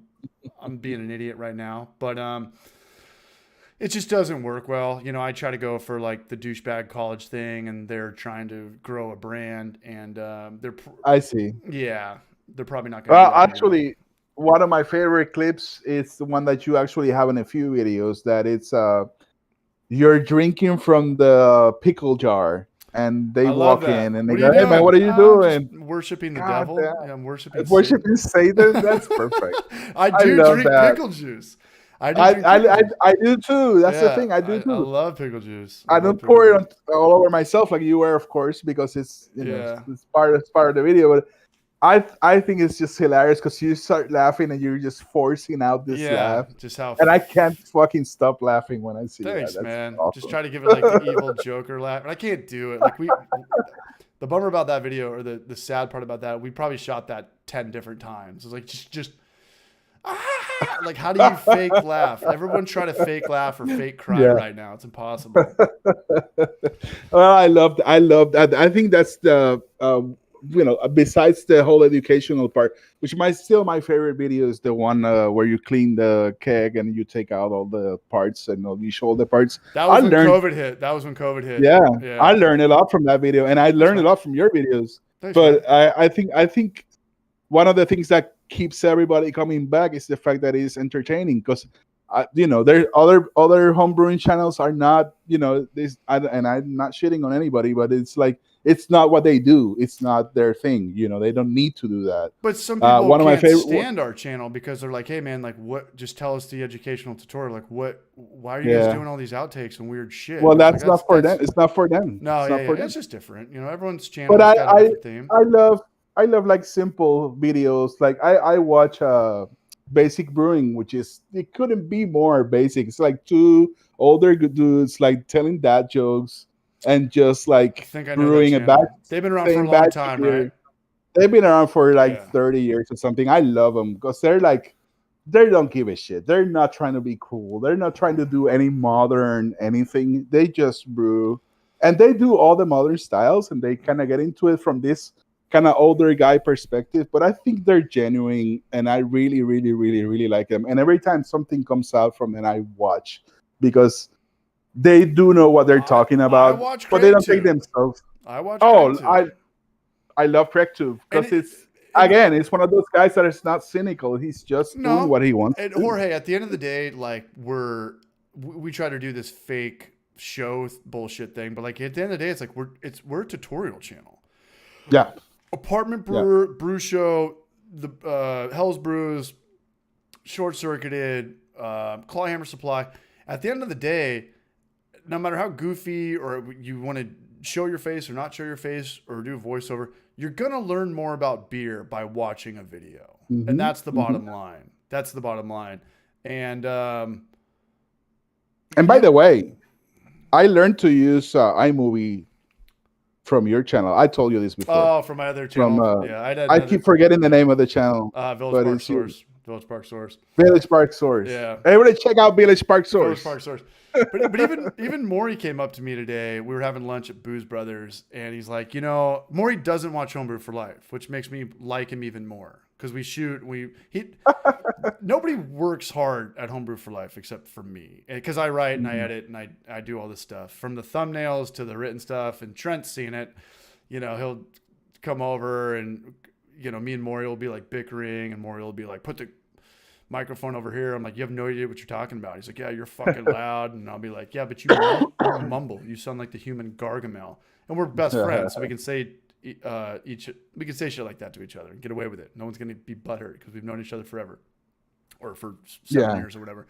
But he comes up to me today. He's like, I saw your water video show up on YouTube today, and I actually watched it, and I was clicking on it. I was like, he's going to fuck it up. He doesn't know shit. He's like, that was like a pretty good video. And I'm like, it was great. Thanks, Maury. Like, thanks. Okay. Watch more of the videos. Like, dude, exactly. I'm going to pay help you. Help the algorithm. Yeah. Help the algorithm. Help the algorithm along, man. Maury, it's like, Maury likes Instagram. I don't think he does too much YouTube. Well, I go back and watch all those videos from all these channels, like multiple times. I watch your videos multiple times because sometimes I miss something. And sometimes like remember that you cover a specific, like something very specific on a video. Like I didn't know I never even thought about the homebrew cakes, the corny cakes. Corny cakes, yeah. The little spigots. Mm-hmm. I never knew that they were different. I never even thought about that. They have the ridges on them. The one has 2 ridges and one has 1. Yeah. I never noticed that. I never paid attention to that. I know this one says corny cakes are a huge part of homebrewing. They're a huge and it's very important, man. They're huge. They could be used to harvest yeast. They could be used to pressure transfer. You could use it as a fermenting tank, obviously a serving tank, which most people use. How to change the springs out in the post. Like there's a lot going on with utilizing corny cakes. And just even corny cakes, don't buy them new, but get them used. It's a stainless steel keg that used to be a Pepsi or Coca-Cola can before they changed it into what is soda now? It just comes in like a box, right, with carbonated water. It's just syrup and carbonated water. Plastic bottles. mhm. Plastic bottles. You know. Yeah. Well, I would say if you buy corny kegs, ask the guy who or the person you're buying them from. I think Torpedo If they have still been makes them set- new. Torpedo still makes new ones. I don't know. Actually, I always seen them around. People are just selling them, but ask them if they actually have tested them for pressure, because that's the important part. If you can't hold pressure, you're fucked. And give it some time too, because corny kegs, even when you have the lid on, they're not fully sealed until you actually put pressure in it. So if you put the lid on and you dump it upside down and you're trying to clean it and you see stuff come out through the lid and you think it has a leak, it's just because it doesn't have pressure on it. Knowing about corny kegs is huge. Ball out corny kegs. I want to give a quick shout out to the Hell Brews, because he makes videos sporadically, but if you like the Dick Off Homebrew for Life content, check out his last video when he dresses up as a motherfunker. I saw that. Yeah, I didn't even ask him for permission, but I'm using it in the next Homebrew for Life video. We do the intro. He looks great too. He looks great. The intro where we do the intro where it's just clicking, like you look like you're channel surfing, and then you stumble across Homebrew for Life. It's just it's like static screen. Like here's friends. Right. Here's like a guy blowing it. Here's this. I'm gonna put him in the next video, just like walking up and dancing, and he's got the that's awesome, the fro thing going. It was a great video. Yeah, man. Shout out to Hell Brews. Shout out to Hell Brews. That water video was fire. Thank you, David Collette. James Johns, I watch your keg cleaning video monthly. Thank you, James Johns. Much appreciated. Matt Mustaine, glad to see you still here. Todd Porter, I want to watch a video of Maury reacting to Homebrew for Life videos. That'd be great. It would be even cringier if I had to do it. And I'm thinking about, because we're coming up on our 200th video, and I was like, I want to do something crazy, super crazy video. But I was like, you know what we should do? Like, let's just do a reaction video, watching like the first five Homebrew for Life videos. Like the first, because we started Homebrew for Life in 2015, but it was on a different channel. It was like a video game channel, and it was one of those channels where everybody puts like everything out there. Like, hey, this video I'm washing my dog. This video my kid's like swimming in a pool. This video is homebrewing. This is an oil change. I had like a video game beer channel, and it was the dumbest idea any human has ever had. So I finally, in 2016 or 17, maybe 2017, I took all of that old footage and I just quickly started a new YouTube channel. What do you want to be called? Homebrew for Life. Just 5 seconds. Yeah. And then the first 5 videos we put out were like how to make pumpkin beer. No, it was like how to make beer bread, or how to make beer can chicken, or beer dip cheese. And I haven't seen those videos for a very long time, even though I think Hellbrews just watched one, because I saw a comment show up on that video. And that was when me and Kevin we wanted to start a YouTube channel. Me and he's my buddy, who's kind of looks like he's a Pacific Islander, kind of a big guy, wears glasses, and we wanted to start a YouTube channel. We had no idea like what it actually took, like how much effort. We knew nothing about content strategy or anything. But the first 5 videos were all like beer, cheese, nacho dip, and food with beer. And I have to be blackout. I don't have to be blackout drunk, but I have to be drunk to look at I don't have to be drunk, but it's going to be cringy as exactly the way the word cringe was meant to be said. Cringy was meant to be said. And I'm going to, obviously chop out the ex-girlfriend. But other than that, like I really want to watch these videos and put them back up. Right. Apartment's Shout out to here. Steve. He's out of here. Shout out. Jorge, can you hold it down for a second? I'm going to drain the main Yeah, thing. sure. I'm going to do one more beer after this, and then we'll get out of here. Is that cool with you? Yeah, man. All Yeah, right, that's perfect. Cool. All right. So, anybody's got any questions in the chat, or wanna?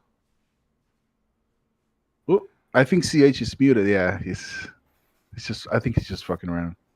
Can anybody hear me? I can't hear anything now. Am I still coming through? Did my internet just... No, okay, we're good. All right. Thanks, Trent. Yeah, so shout out to Gnome, still here, James Johns. Yeah, guys. Come to the Caribbean if you can. We got fantastic food. Great beaches, very nice people. I said beaches with the BE. When is Boxlight distributing to LA? Oh man, I can barely get to Florida. I've always thought that we could so there's enough Puerto Ricans in Florida that we could distribute there, especially Central Florida. It's a lot of Puerto Ricans out there. Jacob Fish, you Jorge have any pitorro for the weekend? I'm surprised you know all these things, Jacob. Maybe I don't know if you live here or you've been here a bunch of times, but you know all these interesting references to Puerto Rico. Puerto Rico. James Jones, yes sir. James Jones, I thought about putting longer beer lines in my carrier. I have 8-foot lines. I don't even remember how long the line should be. 10 feet. Okay, 10 feet for the perfect pour. It's a 10, lot, right? It's a lot. You gotta, make sure when you close your kegerator fridge or chest freezer, it's not gonna work. It's not gonna be a problem for a chest freezer. Kegerator, sometimes I just close it and I'm like, I didn't hear it close. Oh yeah, because I got so much damn feet of line that stick out and keep the door a crack open. But yeah, the longer it is, the better. I don't know why, for whatever reason that is. But the long story short is 10 feet for a kegerator will have the perfect pour, assuming that you're not overcarbonated or undercarbonated. No, Miss asking if our tap room is open at the moment. It is not. The tap room is not open. No, we are selling all our beer at the bar, which is the beer box. Box Lab distributed into Los Angeles to West Hollywood tomorrow. Well, we can send you beer. I can try to send you beer. Actually, I wanted to send you CH some beer, but I once got a warning from the USPS. Oh, really? For apparently something that somebody sent me exploded, and I'm gonna get cancel culture from the USPS. You're gonna cancel culture homebrew for life. So I need to Scientology. I need to figure it out. Yeah. I wanted to get there's some boxes from what is it? I don't remember even the name of the company that they actually do. They actually make these boxes for shipping beer. And I wanted to get them, but they don't ship to Puerto Rico. Just like Homebrew for Life t-shirts don't ship to Puerto Rico either. And I've tried. And thank you to everybody who's bought Homebrew for Life t-shirts. As douchebag as it sounds, the merch has been good. No, yeah. Help our brother out. Buy a t-shirt, man. I can get you a t-shirt. I actually am shipping out the ones I still have because I've got like 50. I bought 200 t-shirts when I first started the merch store.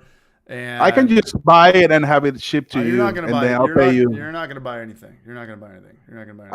I would have if they would ship to Puerto Rico. What size shirt are you? Youth large? My shirt, yeah. 2XL, man. 2XL. I don't have that. I don't have that. I know. That's why I say it's not something that you have around. It's like that bigger size. Gerard, man, he got one the other day. He's going to be in the next Homebrew for Life video, or the next time we do a montage of people repping Homebrew for Life.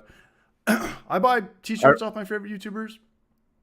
I want that brash t-shirt. That there. Yeah, I got a couple more coming because I have to buy those now because anybody who does a merch store, I highly recommend doing just made to order, print to order. Don't buy it, and you're going to save a little bit more money, but you have to go to the USPS every day, or if you sell a t-shirt, more often than not. That's what we did. Actually, we do have a. I'm waiting in the line. It's just do it. No. That's too much. That's too much. Actually, we do have a little website where you can purchase t-shirts too. If anybody out there is interested, Can it come to San Diego? What's that? Can it come to San Diego? Can I buy a Box Lab? Yeah, it's How come you can't get mine? I don't know. That some things don't ship to Puerto Rico for some reason. Like Amazon has a whole lot of things that won't ship here. Because of I don't know why. COVID or just in general? No, it never has. Huh. I don't know why. They think it's maybe they have this misconception that it's going to be more expensive or something. It's just like shipping something to Florida or something. It costs the same, you know. Yeah, so we got boxlabpr.com if anybody out there wants to check it out. That's our website. Give them a follow on Instagram. That's a very easy way to support a barrage. It's just follow their stuff and like their stuff. Todd Porter, 24-9 Panthers final. That sucks, but whatever. Matt Mustang. Yo, I'm gonna go get that little babe thing. I'll be right back. All right. Matt Mustaine, first beer foam, then all good next beer. Yeah, give it a couple pours. Don't freak out just from your first one. And that's good advice. Clayton Gerard, I got mine the other day after my birthday, Braj. Happy birthday to Clayton Gerard, man. Cheers, Braj. We talk on Facebook from time to time. I don't have a smartphone. I always trip out. You guys ever go to your computer and just see like what website do you log in first to? I would think mine's YouTube, Gmail, and then probably Instagram, and maybe Facebook's 10th down the list. But I'm back on Facebook. I'm checking it out. I'm talking to some people, and he's one of the Brages I'm talking to. Thank you for the support. I don't know where the hell I was going with that. I guess just figure out next time you go to your computer, like what's the first website you just go to without even thinking about it. Instagram. You probably don't do Instagram on your desktop because you guys probably have it on your phone. But I do a lot of Instagram on my desktop because I went back to track phone, LG. James Johns. I've played with my PSI, pressure per square inch settings, a lot until I found 8 to 10. Always go under. I'm with James Johns 100%, man. I'm with James Johns. Works perfect for me in Atlanta. Shout out to James Johns out there in Atlanta. Another East Coaster, different time zone barrage. I purged my corning with CO2 before kegging too. Yeah, and I was going to have Maury come on tonight. I actually got a missed call from him. But he's got very good homebrew ways to drink beer faster, really faster. Not forced carbonating, and even commercial keg ways to be drinking perfectly carbonated beer that day. And we'll get Maury on, maybe not next week. Maybe we'll do Happy Hour 3 days a week. I mean, that's like Larry and Brian were talking about last night. Like when you do Homebrew for Life video, or a YouTube video, you got to get up for it. You got to figure it out. Everything's got to be clean. You got to have a recipe. You've got to have a shot list. This is just talking. We should do this every night. No, we shouldn't, because then it wouldn't be rad. It's not rad, but it would be even less rad. It's just Paul. Is anyone else in groups like Facebook talking about milk pours at all? I'm not on Facebook. I'm in not Larry's, David Heath's. David Heath is the man. Are you there, Jorge? Yes, I am. Sorry, I was muted. David Heath does not want to ever show his face. He's the OG YouTuber, but he is Wilson from Home Improvement. Trent's out of here. I got to head out. Have a good night, everyone. Good chatting. Jorge. Cheers, Trent. Yeah, we'll see you Sunday, Trent.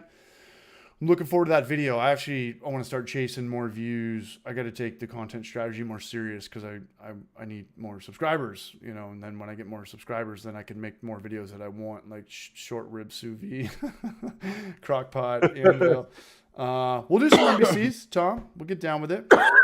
Jacob Fish, no better morning than watching Homebrew for Life while drinking some coffee. Shout out to Jacob Fish, man. Thank you, man. Comments like that, I agree, make me feel less like an idiot and keep it going because I feel like an idiot a lot. Please do. Please keep it going. No, we will. This is great. We will. And I'm just talking in general because it's unless we get cancel cultured or all the brew channels get shut down. Well, if you get cancel culture, you probably get more viewers actually. But I think the thing that keeps me coming back to this is that this channel is real. It's not. It's not like pretentious, and the group of people that are here, and the new people, that come in, they kind of see what the room is like, just average people. Average Joes. Maury's, Maury, when we first started Homebrew for Life, it was me, Kevin, and Maury, and I thought, Maury was the original beer guy, and YouTube's helped me get way more better at beer, but I was going to be kind of like the face, pretty much what I do now. And I thought Kevin was going to be the editor, and Kevin just wanted to film. That's all he ever wanted to do. He's a great guy. I love him, but he never wanted to get involved in more for life than just filming. And by the way, I remember there used to be somebody you called Babs on. Babs, yeah, he moved the live down. stream. Yeah, he's got a boyfriend, and they moved down to North Park, so he's about 45 minutes away. Oh, yeah. okay. So it's just more difficult. I tried to reach out with him on Sunday, and I haven't talked to him in a little bit, but I want to get together with him. I want to give him a hug. I didn't, he came out of the closet, and I've got gay people in my family, and I know how difficult that is, especially for guys. I have gay people, Absolutely. men and gay and lesbian people in my family. It's more difficult for guys, and I want to give him a hug. Yeah. We have not crossed paths in that regard. I think he was going to come over for last Sunday's video. I gave him an invitation, but we scrapped the video, and yeah, it's been a minute. I haven't talked to him in about 3 or 4 months, but I met his boyfriend, and he just moved. And if there's ever a budget or a real show or maybe a sponsor or something, he's the first dude, to have back. I remember he was like from camera to fielding questions from the chat and all that, which was great. Yeah. I love that. Yeah. Yeah. And he was also good to be like, CH, like, you're too edgy, like, pull it back, or like, hey, like, you can't say your landlord's a Nazi or he hates white people. Like, you can't say shit like that. I'm like, all right, that's fair. Yeah, there were a bunch of other people back in the when I first started watching the channel. I remember there was this older gentleman that was, I'm saying gentleman, almost 50. Mondo. Mondo. Mondo. I think that was his name. Yeah. I haven't seen him in the channel in a while too. No, he's doing his thing. Still around? You know what's funny? It's because I got a new phone number, and I think people probably think that I hate them or I blocked their phone number, but I have a new phone number. I was in a relationship for 7 years. I just I started fresh with a new phone number. I have a flip phone. I have 10 people's phone numbers. Trent Bruscio is one of them. So I do not have Mondo's phone number. I have to hit him up through Instagram. He's a good dude. Okay. He's got his coffee brand, but he went sober. So I don't think maybe Homebrew for Life is the best atmosphere for him. What's his coffee brand? I want to check it out. Quail Street Roasters. Quail Street? Yeah. Okay. Yeah. More edgy. No brewing. More edgy. Yeah. We all grew up in the 90s, and we just, I don't know. I don't know. I was kind of angry kid growing up, kind of rebellious, and let's keep that going through YouTube. The more serious the teacher is, or the substitute teacher is trying to act strict, it's like, this is a better time to, crack a joke or fuck with somebody or fuck with myself, or I don't know. It's just kind of how I think. And that kind of obviously rolls into Homebrew for Life, I think. I don't know. Yeah, well, I think for a person like myself, I grew up more introverted and quiet. Yeah. So having somebody to bounce off of you, I think that keeps me coming back to the channel too, because I kind of relate to that in that way. Not relate to it in a way that I think I'm like you, but exactly the opposite. We're opposites. We're different. So I kind of enjoy watching people. I play guitar, but I'm not a good guitar player. Yeah. I enjoy watching those shredder guys on YouTube go blah, blah, blah, blah, blah, because I can't do that. So yeah. I'm like, yeah, cool, do it. I want to watch. It's like, let's do this. I love that. I think this part of the personality of the channel is actually your personality. The way you do things. And I think it's fun. And I think that's the first, most important thing. It's just that it's the first thing that you think about, at least for me, when you think about Homebrew for Life. Yes, it's educational. Yes, it's about homebrew, but it's fun first. It's the first, I appreciate that. And we're going for blood. We got a super chat really quick. I want to give a big shout out to ItsJustPaul. He's been helping out with the super chats. Thanks for helping produce everything, man, and keeping Homebrew for Life going. That's awesome. I'm kind of going for blood. The whole the outtake thing that became the intro. Today we're gonna. Yeah. Which is great too. A 3-minute NBC clip. I was supposed to film today, but I woke up too hungover and I was just in shame. And I know that my happiness and depression or whatever were vibe, mood, good mood is short-lived, and I can control that. And we were supposed to film, and I woke up at noon. I was like, I can't be in front of the camera today. Maybe I could do some voiceover. Maybe I could work on the thumbnail or do some editing in the golf shot or whatever. I could redo this part, but I was like, I can't be on camera when I'm hungover. I can't do it. I'm in so much temporary manic depression for the first 4 hours. So it is, it is a thing we got to kind of get up for. And the next part I wanted to shoot this morning before I had, 7% hazy IPAs last night till midnight. It's like a pretty off the wall like intro. It's like, today we're gonna fucking beat your ass for world peace. You know, today we're gonna come over and kick the shit out of me I don't know, but I've got like this whole 2-page thing I've got written out, and like I really want to nail it, like a Ric Flair, Razor Ramon thing, and I'm glad you appreciate it, because a lot of people don't. And you know, we get a lot of love, but it's the thing about Homebrew for Life, for anybody who's, you know, known brewing, or anybody who's got a YouTube channel, anybody who's got a brewery, anybody who has a comment section or a Yelp thing against them. Like, you have Yelp, you have Facebook things. You see 99% of Untapped, right? You see 99% of the good ones. Untapped's only good if you're using it as a Pokedex to keep track of yours. I really do. Yeah, it's got to be such a nightmare for brewery owners or head brewers. People just rip it doesn't affect me as it used to. Believe me, I don't want to get into that. Well, I whole don't thing, think it carries as much weight as it does. It used to piss me off, but now it's like I literally don't care now. But we're in the same boat. We have content. I put myself on the internet. You put your beer out in the ethos, the atmosphere.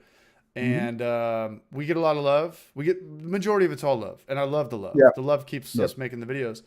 But yesterday morning I woke up, we made a video on a mill or grain no, it was a 2-roller versus a 3-roller mill.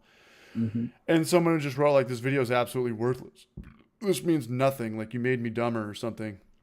What? And I always send them a link to, when I get a troll, I send them a link to the merch store. I'm just like, hey, like, you know, now you're really going to hate me. But that's the stuff. Yeah. But that's good, though, because you just fucking hate your channel. Get him out of the way. All you guys just don't know shit about beer. You're not funny. You guys are obnoxious. Every one of your faces sucks. Cool. Here's the Barrage t-shirt for $19.99 on teespring.com. But those are the ones that stand out and that shouldn't. And I talked to Gnome about this, Gnome Brewing about this. It's like, why do humans focus on the bad? It's like, we all don't remember the good poker hands that we won. But it's an internet thing too. But we will remember forever the times we had bad beats in poker. Like, why do we remember the losses better than the wins? It's an internet thing. It's not. Used to be like that. Yeah. No, it's like even in like Little League growing up, we remember when we had our fucking hearts broken, but we don't remember like the thousands of times we had sex or won the game or won the poker hand or got a good compliment. Like, why do we remember the bad? Well, I think the fact that it's online and public, it makes it worse. It makes it more that people can actually see that being written about you. It's worse than the few people that were at the park that day when you struck out, you know. Arno says it's an evolutionary thing. Why do we care with somebody who's not, you know, and I'm not like, this rips my heart apart. If it ripped me apart, I wouldn't make YouTube videos, but like, you're still like, damn, it's a bummer. You watch the video? I just said, you fucking idiot, that a 2-roller and a 3-roller are like the same. That's the whole point of the video. You just saved $100. What do you mean this is worthless? Watch the video, you stupid motherfucker. But I'm not going to write that because I'm going to send them a link to the merch store. Well, there's people that'll do that just to troll, and there's people that'll do that just because they are dumb or something. Congratulations, you just wasted 7 minutes of my life. I'm like, I'm sorry, man. I think this video helped out a lot of people, but I think the fact that you send them a link to the merch store kind of gets them out of the way. They not go only like, that, okay, but I'm gonna give them a promo code that charges them triple. No, but what I'm saying is that it's not having the effect they want. You know, you're sending them to the store. It's like you're not fighting back. They're getting down to their level. You know. I always hit them with some Snapple cap thing, and you know, we used to get better trolls because YouTube didn't better trolls. Well, YouTube filters everything out now. As soon as you have like pussy or idiot or something, it goes into this filtered column. But back in the day, it was brutal. Like, you know, go kill yourself. You just wasted, you know, go kill yourself. I was like, fuck, man, that's like the worst thing you could ever say to somebody. That's very heavy. Yeah, but heavy. It's also the ultimate like millennial thing. We've talked about this before. Like, you would never say that to somebody's face. But you any word, there's thousands of words that get triggered. Obviously, racial slurs or cuss words or anti-female words, or we all know the words I'm talking about. Those get flagged. But it's kind of hard for a troll to get through the YouTube thing because YouTube's so PC, which is good for, content creators reading. Not have to deal with that. Not have to deal with stuff like that. So you have to write things like, you guys are not smart. You're idiots. You sound like a not smarter Nicolas Cage. And those are all like underneath. Why do people say that? I don't know. What the fuck? I don't know. That's not. You don't sound like Nicolas Cage. I mean, I'm gonna make a now joke everybody's about it, gonna though. write in the chat that you do, but not to me. Oh, I have a whole library of. They're not bad. Some of them are bad. Your mom did a short bus and Nicolas Cage have a kid and it was you. Like some stuff like that. That's a good joke. That's a good joke, actually. Yeah. Did Nicolas Cage in a short bus? Are you their love child? But most of them are just like, hey, is Nicolas Cage your dad? I'm like, no. Yeah, Nicolas Cage is my dad. And you think anybody actually has asked you that for real? What? You think that there's like some of those questions? Do you think anybody's like literally, like genuinely asking, like, are you his son? Do they actually think that? No. I get a lot, but they're always right, like haha or LOL at the end. So it's like okay. Yeah. Okay. We got some comments. James Johns, explaining death of a pet to my 4-year-old coming from an agnostic background was a little muddy, but I didn't want to lie to him to make it easy. I'd rather just be muddy and he understand. Be straight up. Honesty is the best policy. That's not about you, CH. It's about them. It's content, like I have Maury, it really breaks Maury's heart when he I guess just submits his beer to GABF, Great American Beer Festival. They're not even shitting on you. They're not even shitting on you. They're just saying you didn't win, and it's just like rips his heart out, and that's a competition, man. Competitions suck, man. Competitions suck, and at the end of the day, like I hate competitions. I do too, and I never submit our beers to any of that shit. No, because if I did win if I won a beer competition, if I didn't win, I'd be bummed. And B, if I did win, I'd be even more bummed. And all my friends would be like, oh, CH won a beer thing. He's going to like talk about it. And he's like, I don't want to deal with that. I want to deal with it. I think the worst thing about it, the fact that if you win a gold medal at GABF, there's going to be some expectations on your brewery. Yeah, but it doesn't matter unless you win for like IPA or hazy IPA. If you win for like stout, depends on what you're doing.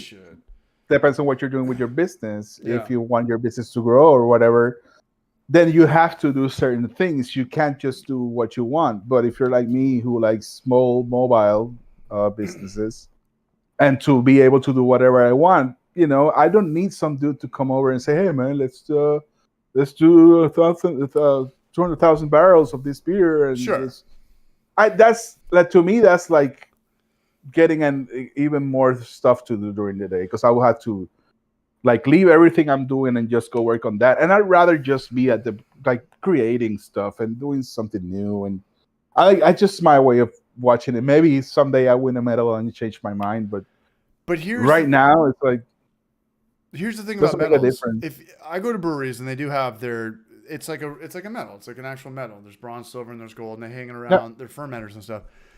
I don't care at all if you have a gold medal and you're like, oh, what fermenter is that one hanging on? They're like, oh, it's a white chocolate stout. I'm like, it's 90 degrees outside. Like, I don't, just give me a Pilsner or hazy IPA or something. Most breweries that have the GABF silver medals, I've never seen a gold, but I go to a lot of breweries that have the silver and the bronze.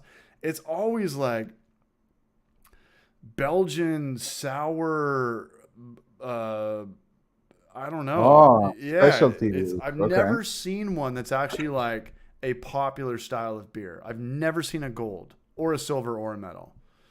Well, yeah, I think even if you win silver or bronze or whatever, even if if your plans are to grow, I'm sure it helps with distributors. It helps with the distributors. They see medals, and apparently they, are more willing to work with breweries that have that, that people recognize them for that or something. I don't know. No, but if it gets a write up in a magazine, I'm going to read about it and I'll think it and I'll put it at the back of my mind, like. And that's great, but that's very different, though. It's not like winning an Oscar for an actor. No, it's like an actor wins an Oscar. He knows he's going to get a lot of work.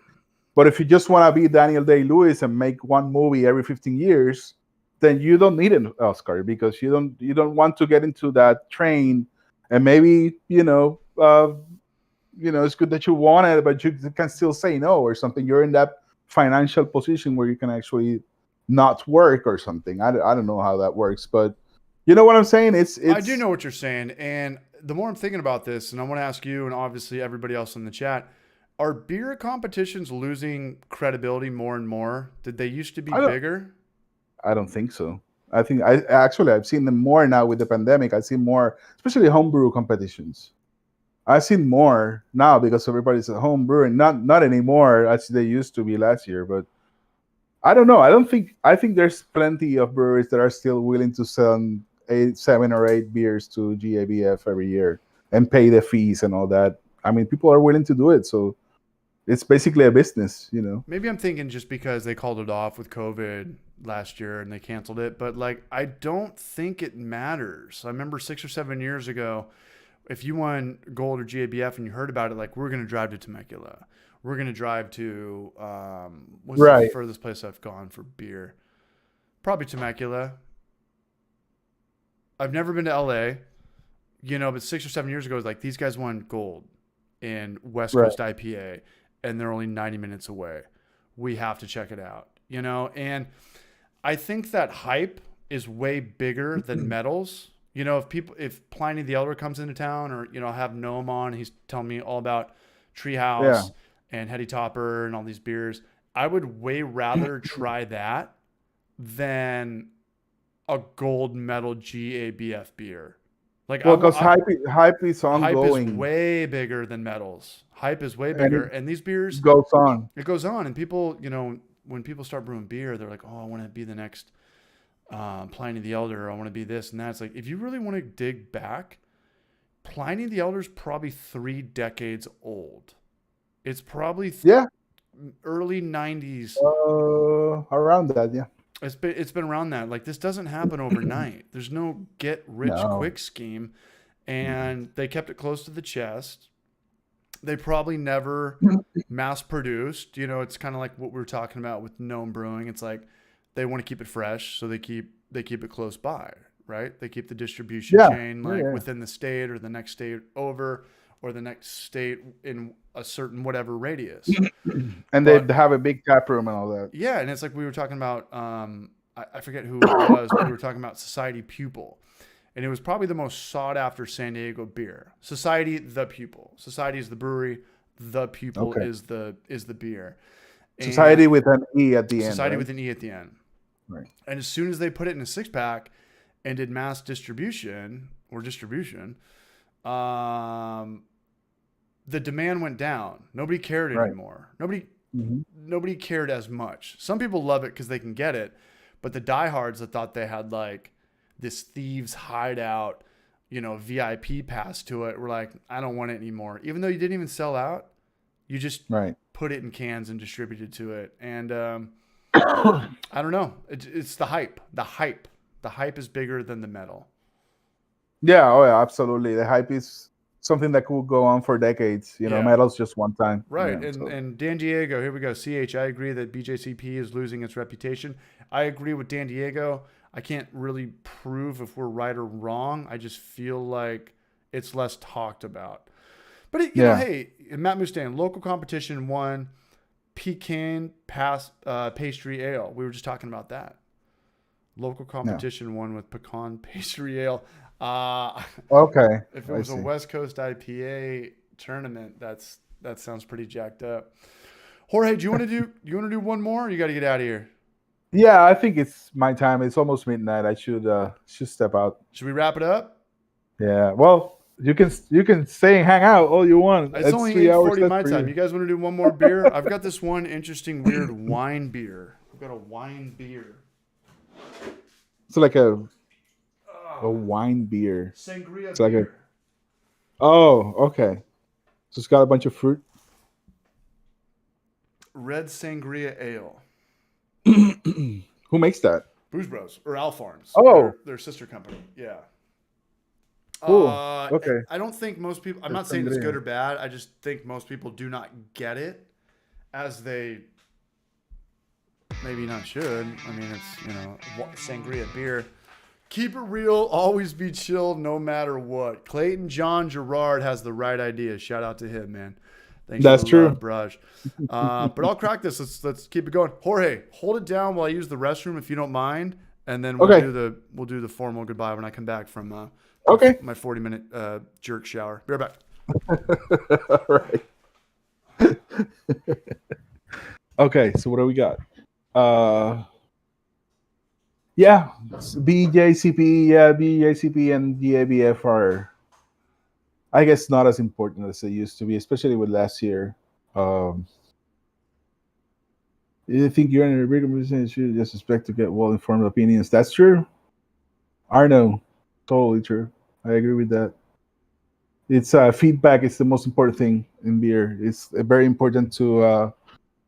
And the problem with feedback sometimes is that your friends won't tell you if they don't like it, and then and they won't even tell you if they don't like it. They won't tell you why they don't like it. So, it's good to bounce it off people who, other homebrewers especially. But it's good to know what people who know nothing about beer think about it too, because I think it's interesting to get those takes from people who don't drink beer, to know what they if they can find flaws in it, and if it's I'm back. If there's off flavors and all that. No, the guys everybody was just talking about competitions, and we're talking shit about you, man. Good. And Arno had a good point. He said that I think if you enter a beer competition, you should just expect to get well-informed opinions. And I think that's very important, feedback. And if you are interested in just keeping making better beer every time, I think feedback is very important, and not just from your friends, because your friends are probably going to tell you it's good. They're all going to tell you it's good because they're drinking for free. Yeah. Charge them if you want a real answer. Charge them $6 a pint, and they will be way more organic with their feedback. But I want to give a big shout out to Jorge. Jorge, always a pleasure. Thank you, man. This is probably the fourth time you've been on, huh?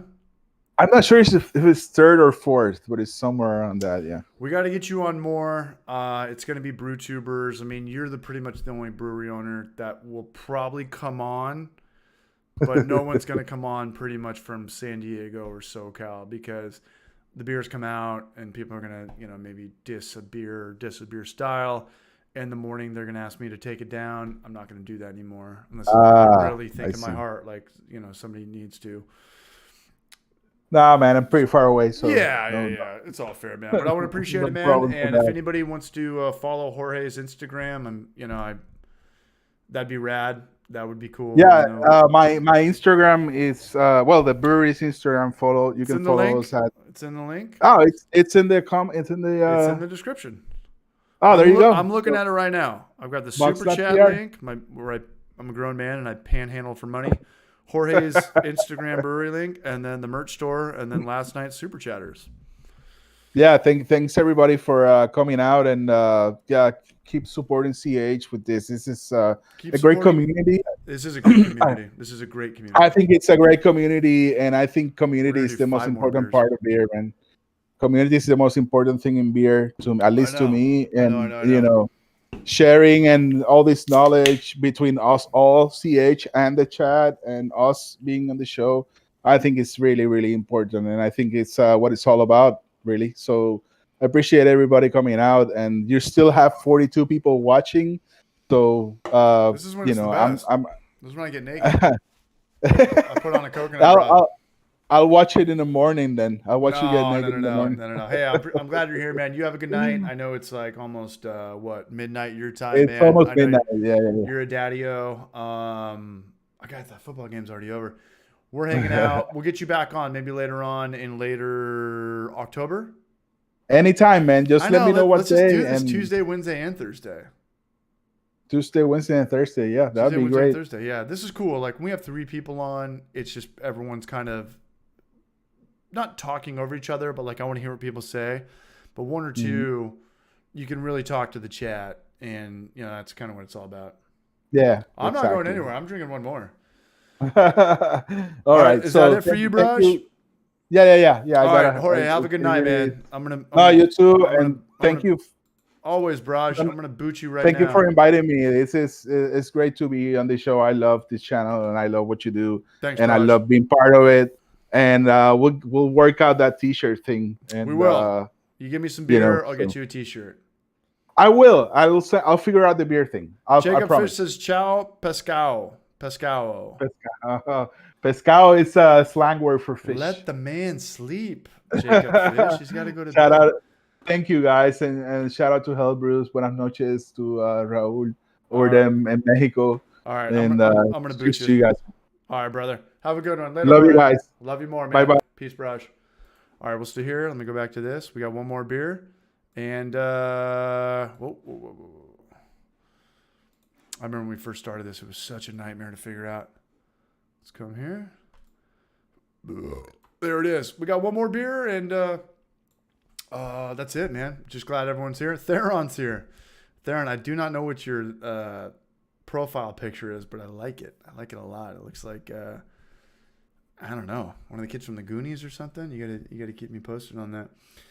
Maybe Dad will love me when he likes the beer I brewed. Daddy issues. Takes one to know one. Cheers, Braj. Everyone's got daddy and mommy issues. James Johns, we're still hanging out, man.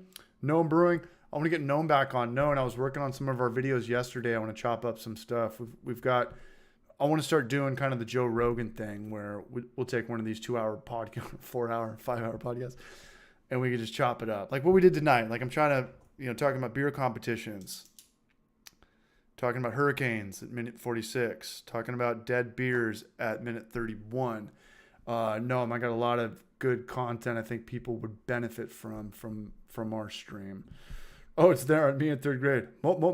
Tom Mellon, super glad you're here, man. I got you in the next video too. Again, big shout out to Jorge. He's the Braj. He's always the guy that brings it back when we're doing too much veering off the beer topics. And he's a good dude. And I mean that, when COVID clears up and I don't have to wear a mask on an airplane, I will go down there and I will visit him, and it'll be the second time I've been there. No one's going nowhere. It's just Paul. It is just Paul. No one is going anywhere. Arno knows exactly what's up. I got, if you want to come on for a beer, if somebody does come on, something tells me it's going to be maybe not just one more beer, but I am waking up tomorrow at 7 in the morning and I'm going to run probably not 7 miles, but I'm going to do about 3 or 4. But if no one wants to come on, I know that the YouTubers have the production stuff set up. Or we can just, I don't know, see each other next Wednesday. I think we're going to upload on Monday. The video's done. The video worked out perfectly, but I'm not done editing it. Lower 80s over here. Time to brew a porter. What's the difference between a porter and a stout? Somebody answer that. They're very similar. It's like one thing. Clayton Gerard, man, I'd love to come on. Clayton, Clayton, if you want to come on, man, all you need is like a little $20 Logitech microphone and this wasn't $20, but Jorge had a little plug-in tonight that worked out very well. And I got like a $30 Amazon light right here. I forgot porters existed. Porters and stouts are pretty much the same thing. One of them has roasted barley, but at the end of the day, isn't all malt roasted? I don't get it. I'd love to come on. Just you guys know way more than me about brewing. It doesn't even matter. It doesn't matter who knows what. Porter is brewed with love. I think if I even did brew a porter and I sold it, I'd still call it a stout, because I think most brewery names, like when Genus, his volume was blowing me out. I think when Genus came on, tell me that next time, Theron. I'd love that feedback. Please tell me that next time. I like Gina said, he has a YouTube channel. He's got a bar. He owns a brewery. He does it all. He's a true Renaissance man. He's got 3 kids. Looks like he runs a daycare. I follow him and his wife on Facebook. He talks about how beer it's just kind of a marketing term at this point. Like hazy IPA is not an IPA. It's a juicy, low IBU beer that the trend got extremely popular. And to be honest with you, it's not really even beer. It is beer, but it's Definitely not an IPA. 10 years ago, if you had the best IPA, hazy IPA of all time, 10 years ago, they would call it a shitty homebrew. But people slap IPA on it because it sells. If I were to do the best porter of all time, I would probably still call it a stout because I think stout is more popular than the word porter. Porters are just a heavier brown ale. Angus Pickering. Sounds like we got an Australian in the house. How's your head, mate? It's fruit juice. I don't know what that means, but I like it. His volume was blowing me out. How's this? Theron, we did. Good. Thanks, Theron. Much appreciated, Braj. Subscribers only mode. That's kind of it. I don't know. Probably just get out of here. We'll probably just call it. We did 2 hours and 20 minutes. Having a strawberry guava goza, salty sugar. Shout out to Zach Pearson. Zach Pearson is a Braj. He's always around. He's always supporting. This beer is good, but it's very juicy, and that might rub people the wrong way when they're trying to buy beer. But let's get out of here. Let's call it. I want to thank everybody who's here tonight. Thank everybody for the super chats. Thanks to everybody from last night and Jorge tonight. Much love. I'm glad that we're doing this. It's kind of rare. It's not rare, but maybe it's a 50% chance we do a Wednesday and a Thursday night stream. It's my favorite night of the week. I'm very glad that we did this. I woke up this morning. I was like, I can't do it tonight. I drank too much last night. This is my last beer. I'm going to switch to water and then start smoking a ton of meth. But thank you so much. And let's get out of here. Everybody have a good weekend. ClaytonGarred, much love, Braj. Tom Allen, thank you. Theron, let's get out of here. Y'all be safe. Everybody be cool. Don't do anything stupid. Stay out of trouble. Always. Captain TJ. Cheers, Braj. Take care. Let's get out of here. Let's watch Sports Center. Cheers, Matt Mustaine. That's what I was asking regarding your head. Oh, got it. Yeah, very juicy. Yeah. Hell Brews. I'll see you next Wednesday, Braj. Have a good one, Angus. Arno, don't get arrested. It's going to be very hard for me to get arrested if I do not leave my house tonight. But that's it. NBC. I'm not going to. I'll NBC this. We've got like that much left.